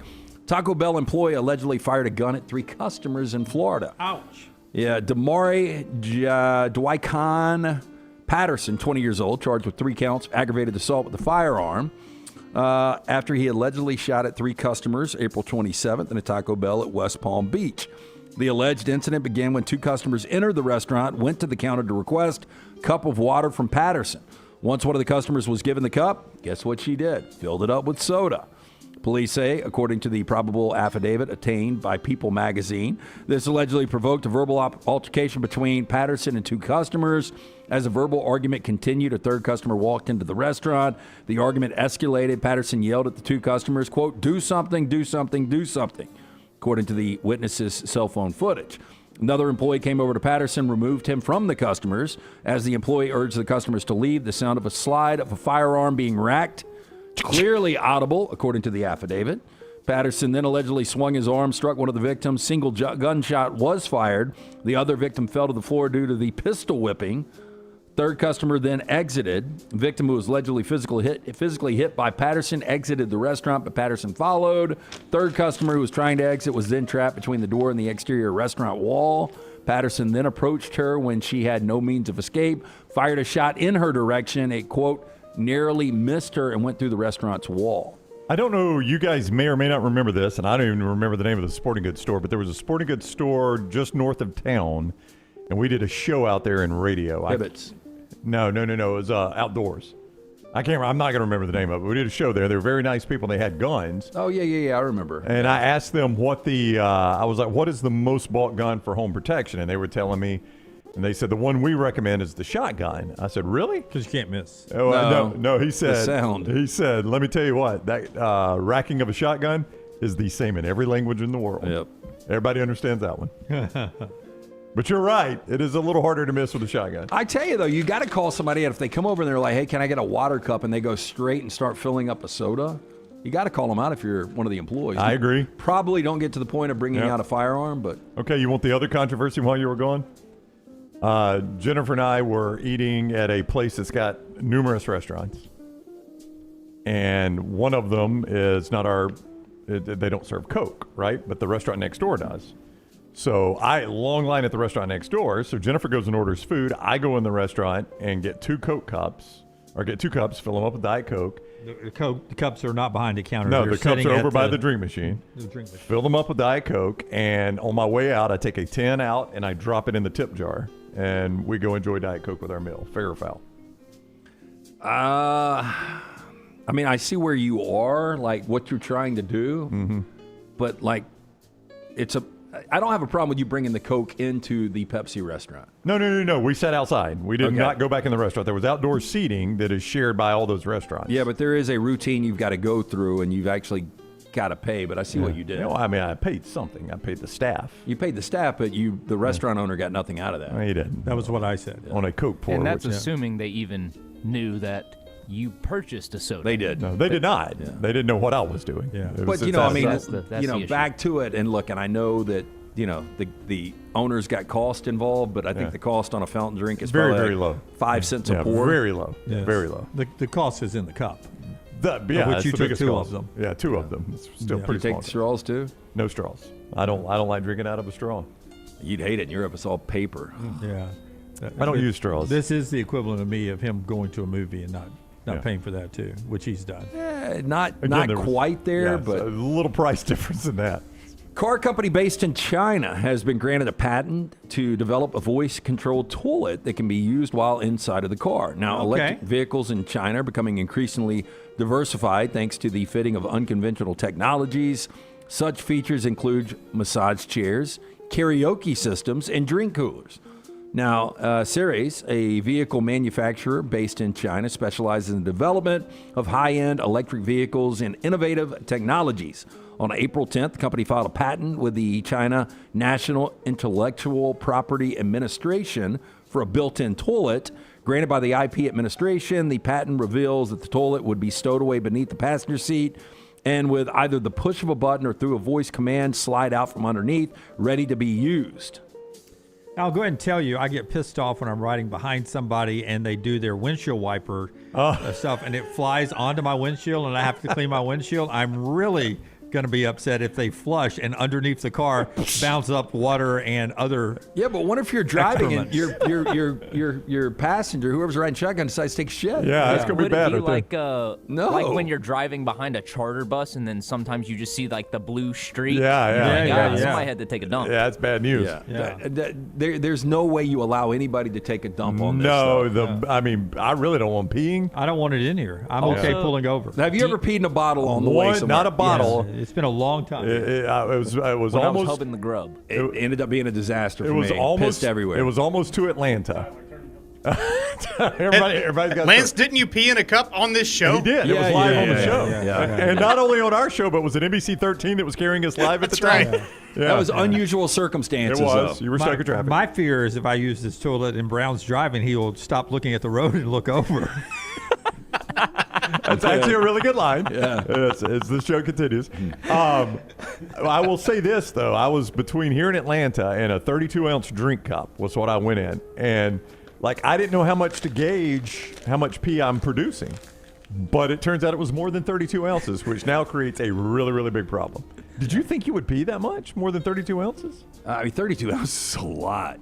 I had to go apparently, but I filled that cup up. Yeah, it's easy to fill up like a solo cup. Yeah. 16 ounce, pint would be easy, but 32 ounces? It was a 32 ounce drink cup. I can't stand those small cups. 28-ounce body armor bottle before. Yeah, when they give you those small cups for a urine sample as a doctor, cannot stand that. Well, it's one of those things. I try not to go to the bathroom before I go, but then if I hold it, then I'm overflowing, and it's tough to stop. Well, I hate it. Yeah, I hate it when you go to the doctor though, but you don't know you're going to piss in the cup. Yeah, and you've already gone. You're like, I'm like LT. I try to save it in case, but. Then I've been saving it. And I've got to go bad, and it ends up getting as much on my hand as I do anywhere else. And then you got to. So here, I got very little in the cup, but if you want to just dab this, swab this real quick. Then you got to fill out your own. Do you have to fill out your own sticker on it? I'm like, I feel like I'm doing all the work here. My doctor already has done away on it. Oh, really? Yeah, computer. So one thing when about they hand me this, the cup, it's already got done away on it. This car toilet. If it gets clogged, do you have to go to the dealership? Oh, that's a bad visit. Well, again, it should be a rule. I doubt there is anybody taking the number 2. See, if this ever makes it to the driver's side, I could actually sit on the toilet and drive at the same time. It's very comfortable. I kept thinking, though, on that river cruise, when you've got 100 passengers, where does all that go? Where does that go? Now, it might go in the Rhine River because I didn't see any fish. Yeah. They don't let you swim in the Thames until the Olympics. That's right. And they had to clean that up, and they were still iffy. Finally, 3 Southern California residents have been sentenced to jail time after attempting to pull off a bizarre insurance fraud scheme involving a fake bear attack. Now, the wild situation originally made headlines back in November of 2024 when 4 individuals were arrested and charged with conspiracy for claiming a bear destroyed their luxury cars. Now, the group tried to trick their insurance providers by submitting security footage of the supposed wild animal breaking into a 2010 Rolls-Royce Ghost at Lake Arrowhead. However, investigators quickly realized the footage actually just a person wearing a bear costume scratching up the interior of the expensive vehicle. A bear costume. As reported by the California Department of Insurance, dubbed the investigation Operation Bear Claw, and even brought the footage to state wildlife biologists. The wildlife experts took one look at the clip, confirmed it was clearly a human in a suit. 4 different guys have been sentenced to 180 days in jail in order to pay restitution for the elaborate scheme. Do we not have the video? I do not have the video of this. I mean, I'm sure it's pretty obvious, though. Does bears It have looked like a dude opposable in a bear thumbs? suit. Do they? Bears do have opposable thumbs, don't they? No. I don't think so. Yeah. Dude, I don't know. The bear in Waco drinks a Dr. Pepper, right? Yeah. Dude, you're gripping you a could paw hammer it, as you're though. destroying your car here. Yes. Bears can't grip hammers. Do bears have opposable thumbs? I know, but don't no, think they they do do. not, Jim. Koalas do, though, right? That's how they climb the tree. Panda has a thumb. I don't think koalas do either. No, a panda does. panda the panda's does. thumb is a specialized and large radial sesamoid bone rather than a true digit, but they consider it an opposable thumb, apparently. You said the koala did? I'm pretty sure the Do you koala have to have an does. opposable thumb to get Opposable thumbs for syphilis? koalas. 2 of them on one hand? No, 2 thumbs. Well, we got a lot of questions right here. Why does that have to do? Because koalas are high in syphilis. I think it's syphilis, isn't it? Or is it gonorrhea? Yeah, I can't remember which one it is. I think it's chlamydia, actually. Oh, It the is koalas chlamydia. have? Yeah. Yeah. They like to have sex. That's Trash Today, brought to you by our friends at Bud Light. Easy to drink, easy to enjoy. Our friends at Bud Light. That basically was a science lesson in trash right there. If they're watching at the schools here. Joel Klatt up next, talking college football with us on the show that's brought to you by our friends at Urology Centers of Alabama. Guys, as you get older, you want to stay on top of your health, and no better way to get the early detection of prostate issues than with our friends at Urology Centers of Alabama. They handle everything from prostate health to kidney stones, everything in between. Urology Centers of Alabama, 205-930-0920, urologycentersalabama.com. 70 years of compassionate care, and they can take care of things like I told you, but also testosterone treatment and also a lot of other details, including vasectomies. They can do that for you, too. Urology Centers of Alabama, urologycentersalabama.com. Follow Brownie on Twitter and Instagram at Ryan Brown Live. We interrupt this program for breaking news. From the gators of the litigation situation. Insurance companies have a playbook. I repeat, insurance companies have a playbook. Deny, delay, defend. They know which law firms will fold and settle cheap. They are not on your side. That's corporate greed at work. At Alexander Sonara Trial Attorneys, we fight back. We have the resources, the muscle, and the will to take them on. And you don't pay a dime unless we win. They fight dirty. We fight hard. Call 659-777-7777. Or hit up alexwins.law. Physical office location, Birmingham. Sterling and the fine folks at Champy's Chicken on Highway 119 in Alabaster want to welcome you in for a great lunch or dinner starting at 11 a.m. every day. Chicken that's brined overnight and cooked to order, and the taste of the Delta with those Delta recipe tamales. Champy's is perfect for all your tailgating needs this football season. You can also choose Champy's for your next party, wedding, or birthday. Great food, great people. Champy's Chicken on Highway 119 in Alabaster, and everything online at champyschicken.com. At Central State Bank, we are large enough to serve you and small enough to know you. Manage your money with ease, whether it's mobile banking, hassle-free checking, competitive loans, business solutions, or personalized financial advice. We're your hometown bank with big-time service. Visit us today and experience banking made simple, because at Central State Bank, you come first. Member FDIC. Next Round shirts, Next Round hoodies, and Next Round hats are all in one place. NextRound.store. Find your favorite piece of gear from your favorite show and put it in your rotation. You never know. You might be in one of our videos showing Next Round gear being worn all over the world. Find all your favorite Next Round gear by visiting NextRound.store. Place an order for you and that big Next Round fan in your life at NextRound.store. Look your best at work, at school, at the stadium, or anywhere you go wearing Next Round gear from NextRound.store.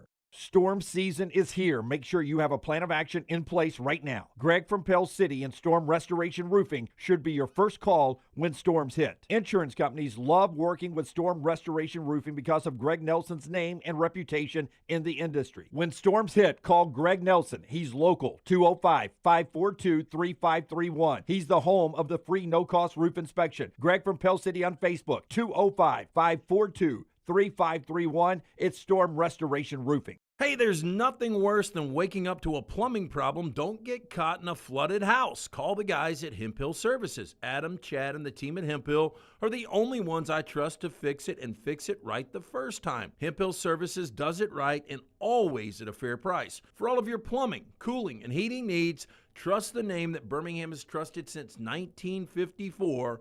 That is Hemp Hill Services. Call now, 205-229-2090. That's 205-229-2090. Stop by the New York Butcher Shop and pick up the finest in certified Angus prime beef steaks and burgers, premium pork chops, ribs, and all-natural chicken cut to order just for you. Their chef-prepared entrees and side dishes are the perfect dinner-to-go choice for your family and are ready to heat at home. With a great selection of fine wines and desserts, the New York Butcher Shop is your one-stop dinner shop. 2 locations to serve you, Cahaba Heights and on Highway 119 in Greystone. The New York Butcher Shop, rare quality, well-done service. Birmingham, get ready to pregame with the Birmingham Legion FC at the Coca-Cola Soccer Block Party May 7th from 2 to 6 at Protective Stadium. Bring the whole family for music, giveaways, and tons of family football fun for free from 2 to 6 May 7th at Protective Stadium. After the party, the Birmingham Legion FC takes on Miami FC with kickoff at 7 o'clock. Tickets for the match are available at bhmlegion.com. Come kick it at Protective May 7th with the Birmingham Legion FC and enjoy ice-cold Coca-Cola because fan work is thirsty work.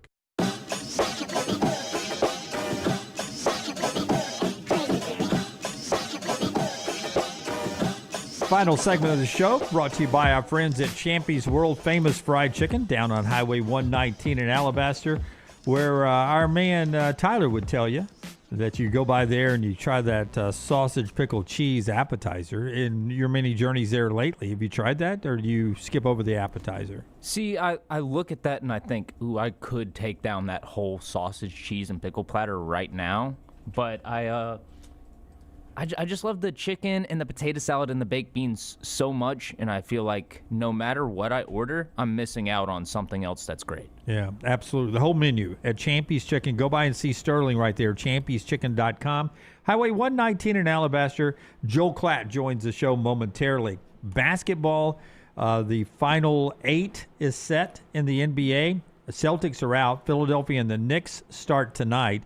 You also have Detroit and Cleveland in that series. Out west, it's OKC and the Lakers, and Minnesota and San Antonio. I guess the biggest surprise through the first round is the Celtics being out. Probably so in the way it went down. I mean, they're up 3-1 in that series. It had been 44 years since Philadelphia had beaten Boston in a playoff series. It was the first time they were 0-18 down 3-1 in playoff series. They come back, win. Celtics were 32-0 when they were up 3-1. Wow. They lose that series. The Lakers over Houston was somewhat surprising. Austin Reeves comes back on the final 2 games of that series, but with no Luka for them to be able to win and LeBron to play at the level he's playing right now. But game 1, they're getting more points than LeBron's ever gotten in a NBA game in his career. I really thought Orlando was going to get Detroit eventually for them to survive. That surprised me. What was it, 3-1 Orlando at 1.2 and Detroit came back? I think that's right. Yeah, that's right. Yeah, I think so. And then in baseball here locally, Alabama sweeps Vanderbilt. They've now swept Vandy, Florida, and Auburn this year. 2 series left before we get to the SEC tournament out at the Hoover Met. But Alabama now has repositioned themselves as being a first-round regional host. Auburn, who wins their 5th series in a row, this time at Texas A&M, they're in position to be a regional host. And we're looking at maybe 7 SEC teams of the 16 first-round hosts. I saw a bracketology in baseball, college baseball. One of the sites that was doing a bracketology, as Scott shows you the top 25, that had Auburn, I think, is the 5 hosting, and Bama is the 12 hosting. Right. Yeah. Jack State, that logo number 24 there, local team that's in there, a spot and a half or 2 spots behind Alabama there. So we're 117 days in our Innisfree countdown to kickoff of college football week 0. So we're counting our way back to the greatest time of year. We are indeed. College football will be here before you know it. We had a little dose of it out at the Regents Charity Classic and our Coca-Cola Conversation Room, and out on the show with Alex Golis joining us live for a segment. Kirby Smart hanging out with us.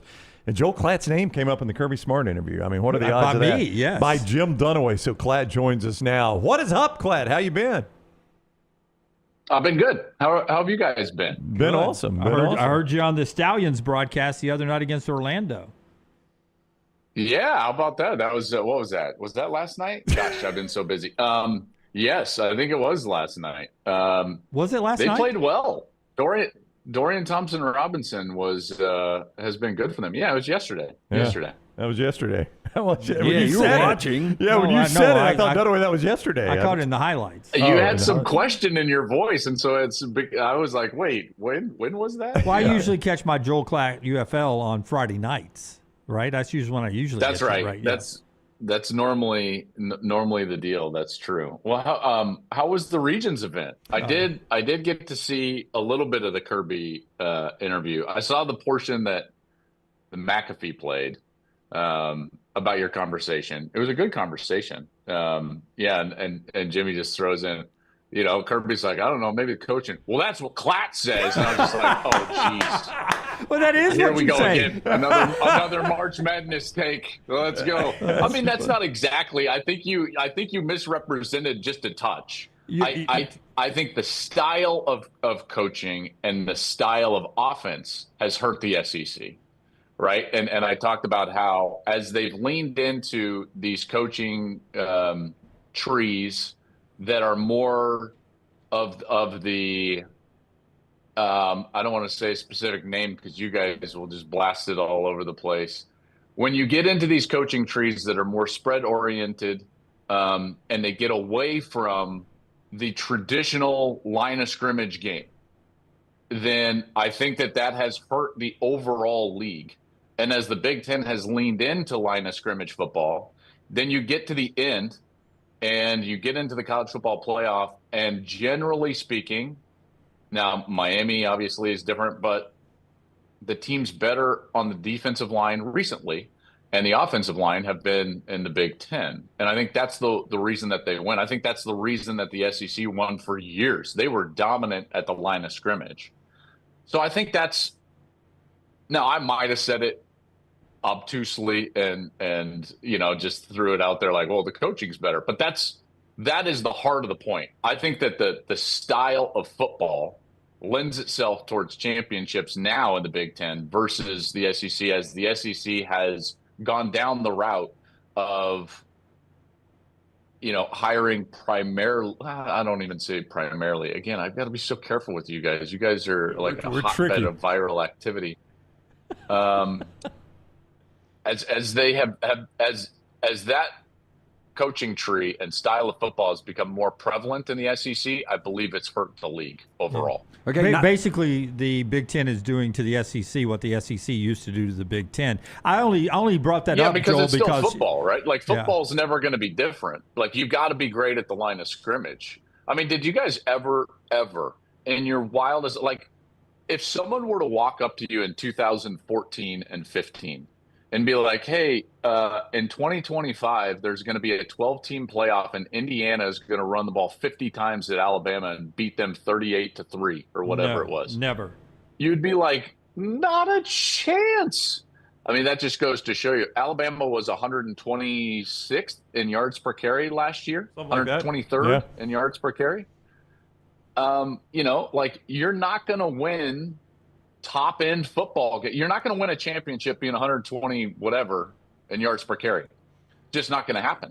Okay, not trying to whip up a viral opportunity. You're being very cryptic. Oh, I love it. And I would assume the cryptic, just based on line of scrimmage and some of the numbers you're throwing out, is Kalen DeBoer. And when we haven't talked to you since you put out your top 10 college football coaches, but Kalen, he's not the only one. Okay, he's not the only one. But I did want to ask you, but yes, specifically about Kalen, because there are guys on this list that haven't accomplished what Kalen DeBoer has accomplished. And look, your list is your list. All these are subjective. But what I would ask you, do you agree, though, as bad as the line of scrimmage was at times, that there was improvement from year one to year two overall? No. Not in Alabama No. football, period? You don't think they improved year 1 or year 2? I think Klatt's about to tell us that I Ty think they Simpson. got bailed out by Ty Simpson. I'm just talking the totality because, I mean, the numbers are the numbers. They won more games. They played for an SEC championship. They won a playoff game on the road. Gosh, you just put me in these positions to say these things. It's just so. You won't be the first to say Ty Simpson bailed them out of a lot of bad football. You won't be the first to say No, and I already did, and that's and I believe that. I think that unless he played amazing, they did not have a great shot in big games.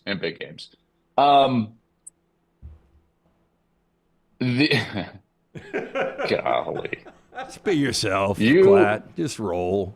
I know. SEC is not nearly what it was. So this idea, like, oh, look at all the games they won. Look at what they did in the SEC. Okay. I mean, OU?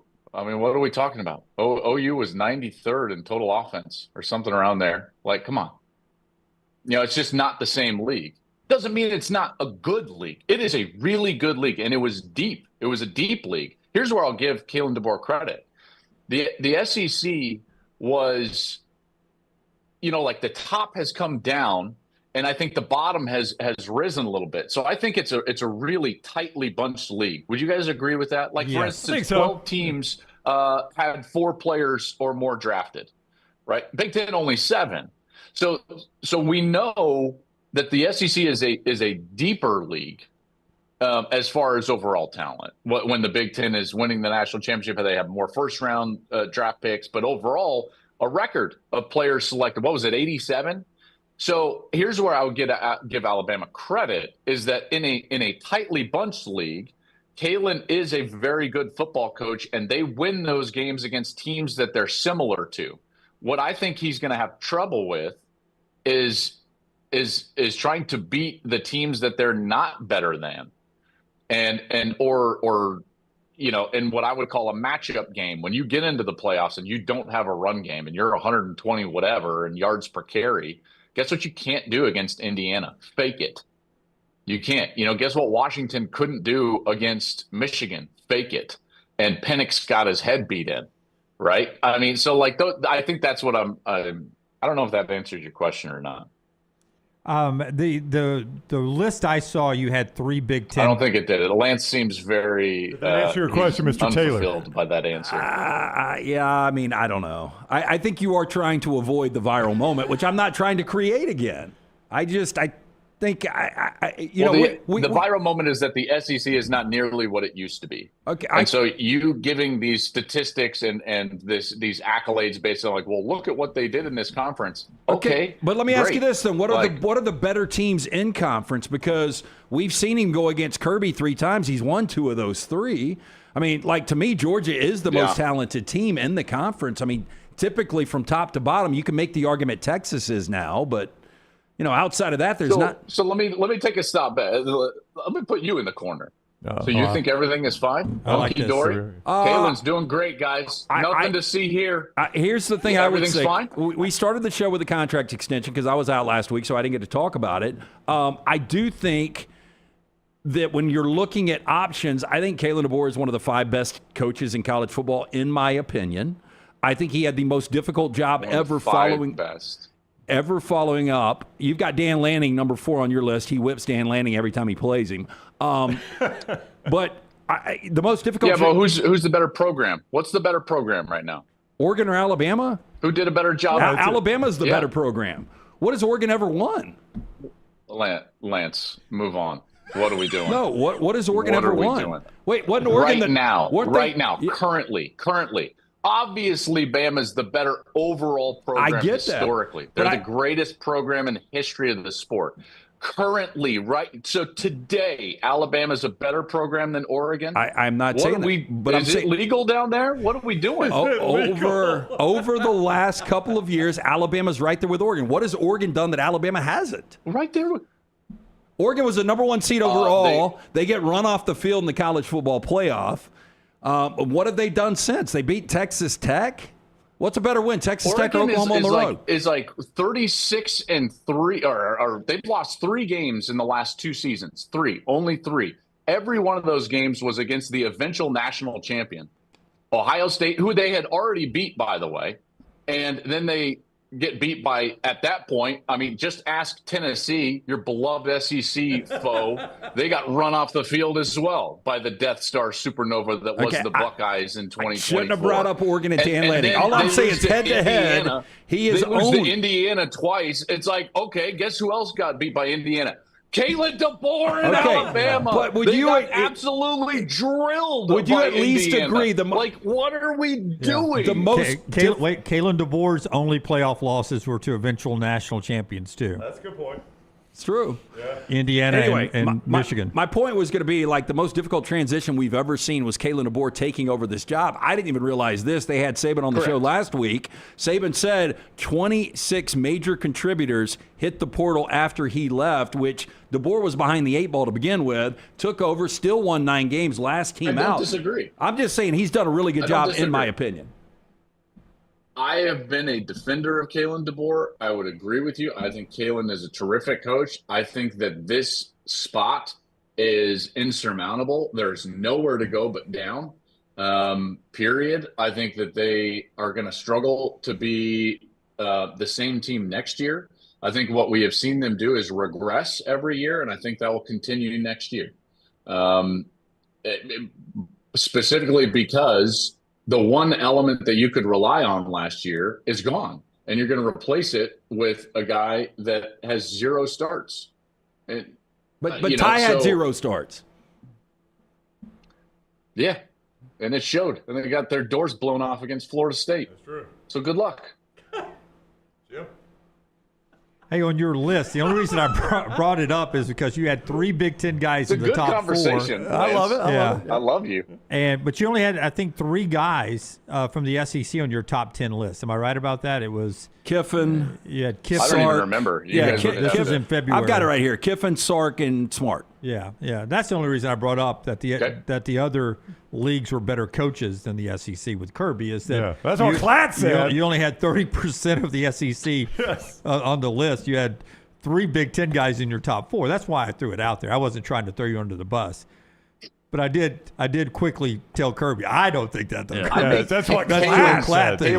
Yeah, but I didn't say it was that Klatt character that you probably hate too. That's right. Big Ten homer. Klatt guy. You know he hates March Madness. What a joke. Big Ten Klatt hates March Madness and fun. Yeah. I mean, Kalen is right there. I can't remember who I actually had 10. 10 you had Kiffin. Again, I don't remember the exact. Which again, I don't get the Kiffin love, but. All right. Yeah. I do agree with Sig though. Number 1, I've said that for a long time, and I agree with that too. For whatever that's worth. Mike Gundy says this. I think he said it on Fox in an interview that Kirk Cignetti has put pressure on every other coach in college football. Not only because he won in his second year at a place like Indiana, but because he keeps saying that they want it with a roster closer to $15 million instead of closer to $40 million. And that's been something Sig's been talking about. It's like, don't tell us we spent close to $40 million. It was closer to $15 million than it was to $40 million. You're around that program a lot. Yeah. Is that a true number that it's closer to 15 than 40, what he's saying? Yeah.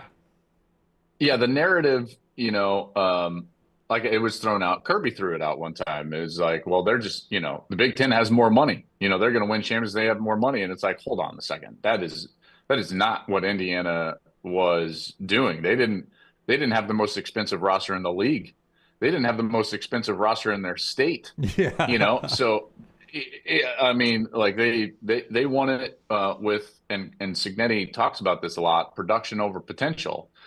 And evaluation, and this is something that he talks a lot about behind the scenes, at least in our conversations. What he learned most from his time with Nick was evaluation. Remember, he was the recruiting coordinator in that first year for Nick at Alabama, and recruited guys like Ingram and all of those great players.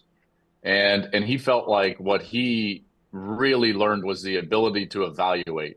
He'll talk about ankle flexibility, traits for each position, and how they are going to match up with the system that you're running. By the way, the system that he's running, he's been able to run on both sides of the ball for years because he's been able to retain the continuity at coordinator with Mike Shanahan and Brian Haynes. So he's done a marvelous job. But yes, to your point, that roster was sub 20 for sure, and probably wouldn't even be in the top 10 most expensive rosters in the country last year. And yet they won the national championship. I think that's the pressure that other coaches are feeling, which, by the way, subsequently makes them feel differently about the proposed expansion of the playoff. If you actually talk with coaches now from either, and when I say either league, I'm meaning Big Ten and SEC, most, not all, but most would be in favor of a 24-team playoff. Why? Why, guys? Why all of a sudden is that to change? Yeah. It's about the definition of success. It's about the opportunity. You go way back into the history of college football. Now it feels like the way back machine. You can say, well, we went to a bowl game, and coaches would keep jobs and get contracts based on the fact that they went to a bowl game. Jimmy, you remember those days, don't you? I do, yeah. I had 3 channels, and I had to get up and turn them. Yeah, that's right. So, and I've talked about this a lot, and I think what really hurt college football for about a decade was the fact that it was just a 4-team playoff, because the other bowl games lost their validity completely, and yet we had minimized the definition of success to just 4 spots, and the sport reflected that. And only 2 or 3 teams at the beginning of the year, you could say, like, yeah, they could win the national championship. And as we've expanded the playoff, everyone's like, oh, wait, you can get extensions by being even just in the playoff consideration or making the playoff. Even if you lose badly in the playoff, you can get a contract extension, even down in Alabama. And now all these coaches are like, 24 doesn't sound that bad, guys. Heck, 24, because why? It's preservation. And my last point that I would make on that would just be part of the reason why college football has such a hard time making quality decisions for the long-term health of the sport is that college football is filled with renters and not owners. The NFL has a bunch of owners. When you own your house, you make decisions all the time that are better for the long-term stability of your house, whether it's the debt that you take out, the renovations that you make or that you don't make. Meanwhile, a renter, you put a hole in the wall and you just go down to the local dollar store and get a poster and put it over the hole in the wall, because you don't really care, because you're just renting. Everybody in college football is renting. Coaches are renting their position. The athletic director is renting their position. The commissioner is renting his position. So every decision is made in the short-term interest of that party or that silo. And when you have that type of short-term decision-making, then what ends up happening is that the long-term health of the sport is never really looked at. And so will we move to 24? Probably. Is that the best thing for college football? Absolutely not. Popular topic that has become over the last couple of weeks is golden era of college football. We talked about it today, and after processing for a little bit, and I'm interested to see what you would say, I said I think it starts in 1998 because we were able to at least identify what we believed at that point was a clear-cut national champion. At least you had 1 versus 2, whatever that was worth. And starting in 98 through 2005, we had 6 different national champions. We had them from the SEC, the ACC, the Big 12, the Big 10, the Pac-12, even the Big East. So, I thought there was a lot of balance on that. With that said, 2-part, what do you believe the golden era of college football is? And do you think, because Dunaway did ask this earlier, outside of the Big 10 and the SEC, how often will we see a national champion from the Big 12 or the ACC? If ever. Man, that's a good one. Good job. You bring in good ones today. Have you had some time off? I have. Yeah. I have. 2 weeks, in fact. Yeah. I've been off 2 weeks in Europe. You're coming in all rested. Yeah. My Technically, those were my topics, and I too am coming off vacation. Yeah, I took Dunaway's comments. Got it. No, that's honestly, that's a really, really great thought. I'm going to steal this entire thought and make it an episode of my show.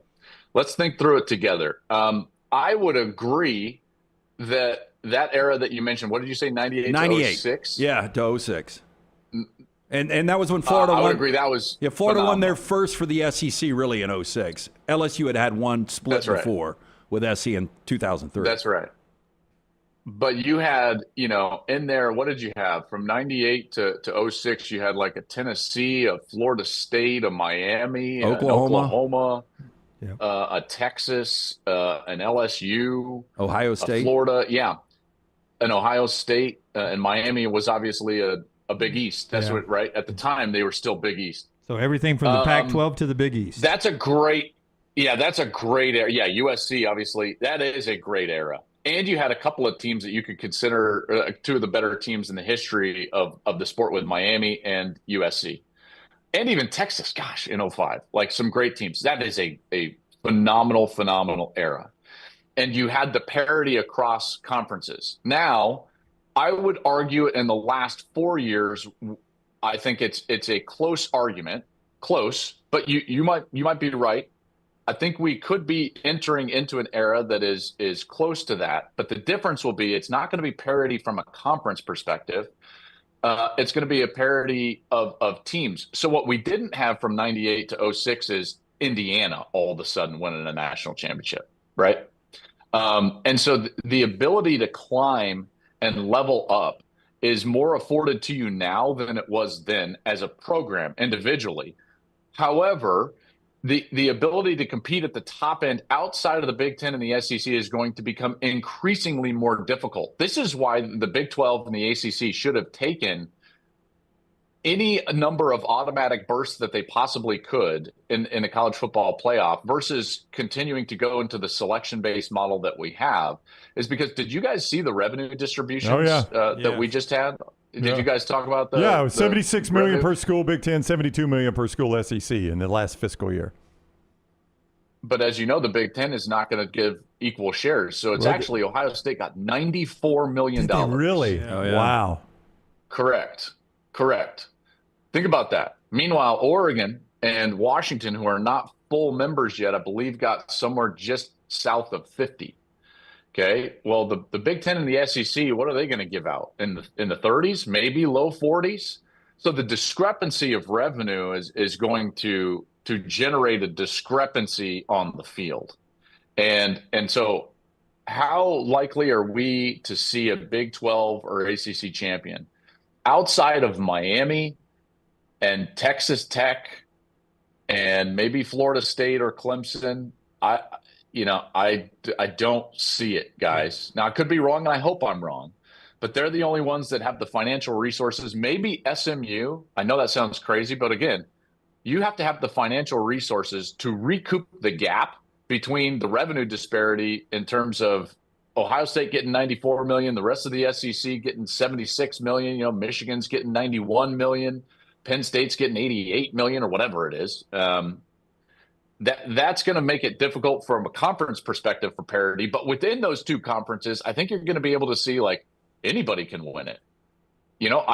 At this point, guys, after watching Indiana win the national championship, Vanderbilt could win it. Right coach, right system, right group of players. You asked about golden era. That was a great era, 98 to 06. I think this is different, but almost equally as good. If you're going to steal that, you should know we stole it from Josh Pate. So the golden era, the national champions away from. I think he believed. That was all. Let's time out. Okay. Let's time out. He stole that from me. Okay. Because in my show open, I said this is the golden age of college football. Right. Okay. So. All right. Just let me know. I do not have the what do they call it in criminal terms? The trail of the paper trail. The trail of possession. The evidence. The evidence trail. What? Chain of custody. The chain of custody. I do not have chain of custody on this topic. Wow. Who was that? That was Tyler. Coming in? Tyler, our law student. By the way, your list matched up ours exactly. Lance gave you Miami, Notre Dame, obviously an independent, SMU, Texas Tech. And then we debated Florida State, Clemson. So it matched up exactly with us. I threw out the possibility of BYU because they've got a lot of money, but who knows down the road. resources. Yep. Okay, but before, I don't know if you guys have anything else. I'm done. I did want to ask you about Ty Simpson to the Rams. Big Rams guy. I thought they overreached at 13. It is one of the more difficult things is to project how good a guy is going to be at the next level, especially at that position.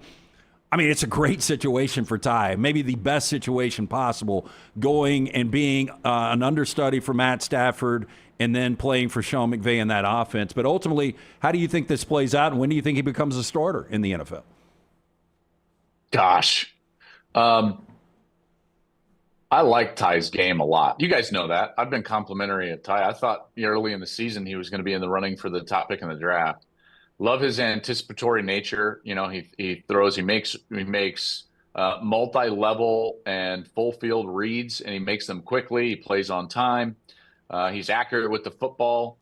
I really love his game. I really do. I think it was an interesting place to go because of the timing, and even more interesting when you start reflecting on his history. So he hasn't really, he started 1 year since high school. His last year in high school, I believe, was 21.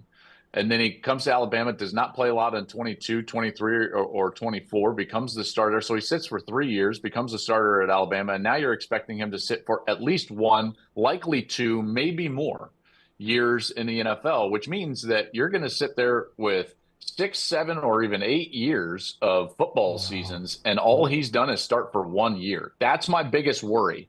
I would agree with you that the fit is fantastic. I think his game fits with Sean McVay. It fits with what the Rams want to do, and it's a great situation for him. The problem is that if Matt Stafford, if McVay is being honest, and this is Stafford's team, and this is for whenever Stafford wants to move on, and he wants to play 2 more years, and you're talking about 6 full football seasons with only 1 season of starts. That's my worry for Ty Simpson, because it's a position that you can't replicate in practice. You have to get game reps. And that few of game reps over that amount of time, I don't think anybody could be fresh and on it like you would be if you were actually playing. I would say that he set for 3 years after high school and showed that he could at least progress through practice and his personal training. So you're going to ask him to do it again in the NFL, but at least he has showed that he was able to do that at a high level. Some people can't get better during practice. He at least showed he could do that. That's right. Yeah. And remember, we saw him against, what was it? Oh, gosh, guys. South Florida. Remember when everyone was on Nick's case about Jalen? And he was like, all right, here, this is our other options. I swear he did that just to quiet the fan base. 100%. I swear he did that against South Florida. Yep. Wasn't that Tyler Buckner? It was at South Florida. The guy that ended up at Notre Dame. Lacrosse player. Lacrosse player started. Buckner started. Simpson came in. Okay. Yeah, nobody was effective. That's right. And every Alabama fan was But to your point, Jim, it's like he did progress. We saw him on the field. It wasn't good against South Florida. And then all of a sudden, what was that?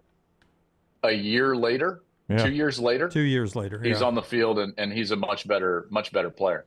So that's a positive. That's a feather in his cap. It's a good question, Lance. Lance has been on fire. Lance on fire, coming back from vacation hot. Yep. All right, follow Klatt on social media at Joel Klatt. The Joel Klatt Show will continue over the summer. Or as I say it, Joel Klatt. Joel Klatt said.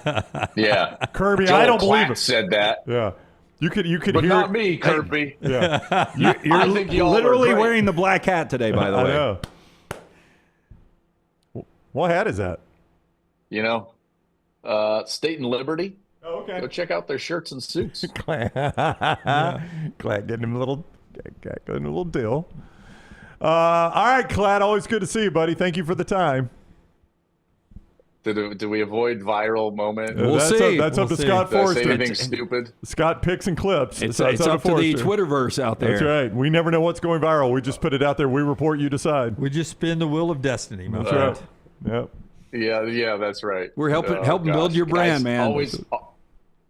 Yeah, there you go. Because Ohio State, Michigan, that game, nobody watches that. Like 19 million people. They're not in the same state, Klatt. It's not a big deal. But if they rode horses for 2 minutes, everybody would watch it. I tell you, no joke. All right, thank you, Boys, Klatt. I Love appreciate you. It was Yep. fun coming on. Yep. See you, buddy. See you, boys. That is Joel Klatt with us on the Alexander Shinara Trial Attorneys Hotline. A little overtime. See you in August. See you in August, Joel. Over. Have a good summer, boys. Have a good summer, That was boys. Mark Schlabach's famous line. It's funny that, and more so, it's his popularity. It's not like we set up anything for purposely to go viral. No, how would we know? Yeah, what it's Klatt's like about to say? impossible. But he's just got Boy, such he a big was- following. He was so gun shy. Yeah, he really during that was. interview. It's like, I don't want to say it. Joel killed me. Yeah. Well, it goes back to he made a comment about March Madness. He's a college football analyst. I know. And he made a comment about March Madness, and he's the face of it. Could have brought it back up with the going to 74. Yeah. Or 76. What is the number? 76. Yeah, adding eight. All right, that's our show today. We are back tomorrow, 9 a.m. Central Time. A new next reel's about to be shot today. Nope. We're going to do it tomorrow. Going to do it tomorrow. We'll do it tomorrow, and but not live tomorrow. You'll record it tomorrow with all the cool post-pro stuff. So that's returning this week with Lance back, and all the fun stuff that you get on our platform, including the last call and the OG kickoff. It's all available for you right there. And don't forget TNR Clips. TNR Clips. Go over there and check out the competition, the contest, if you will, that Tyler has rolling over there. Details are over on that platform, TNR Clips on YouTube. Until next time, God bless you. God bless America.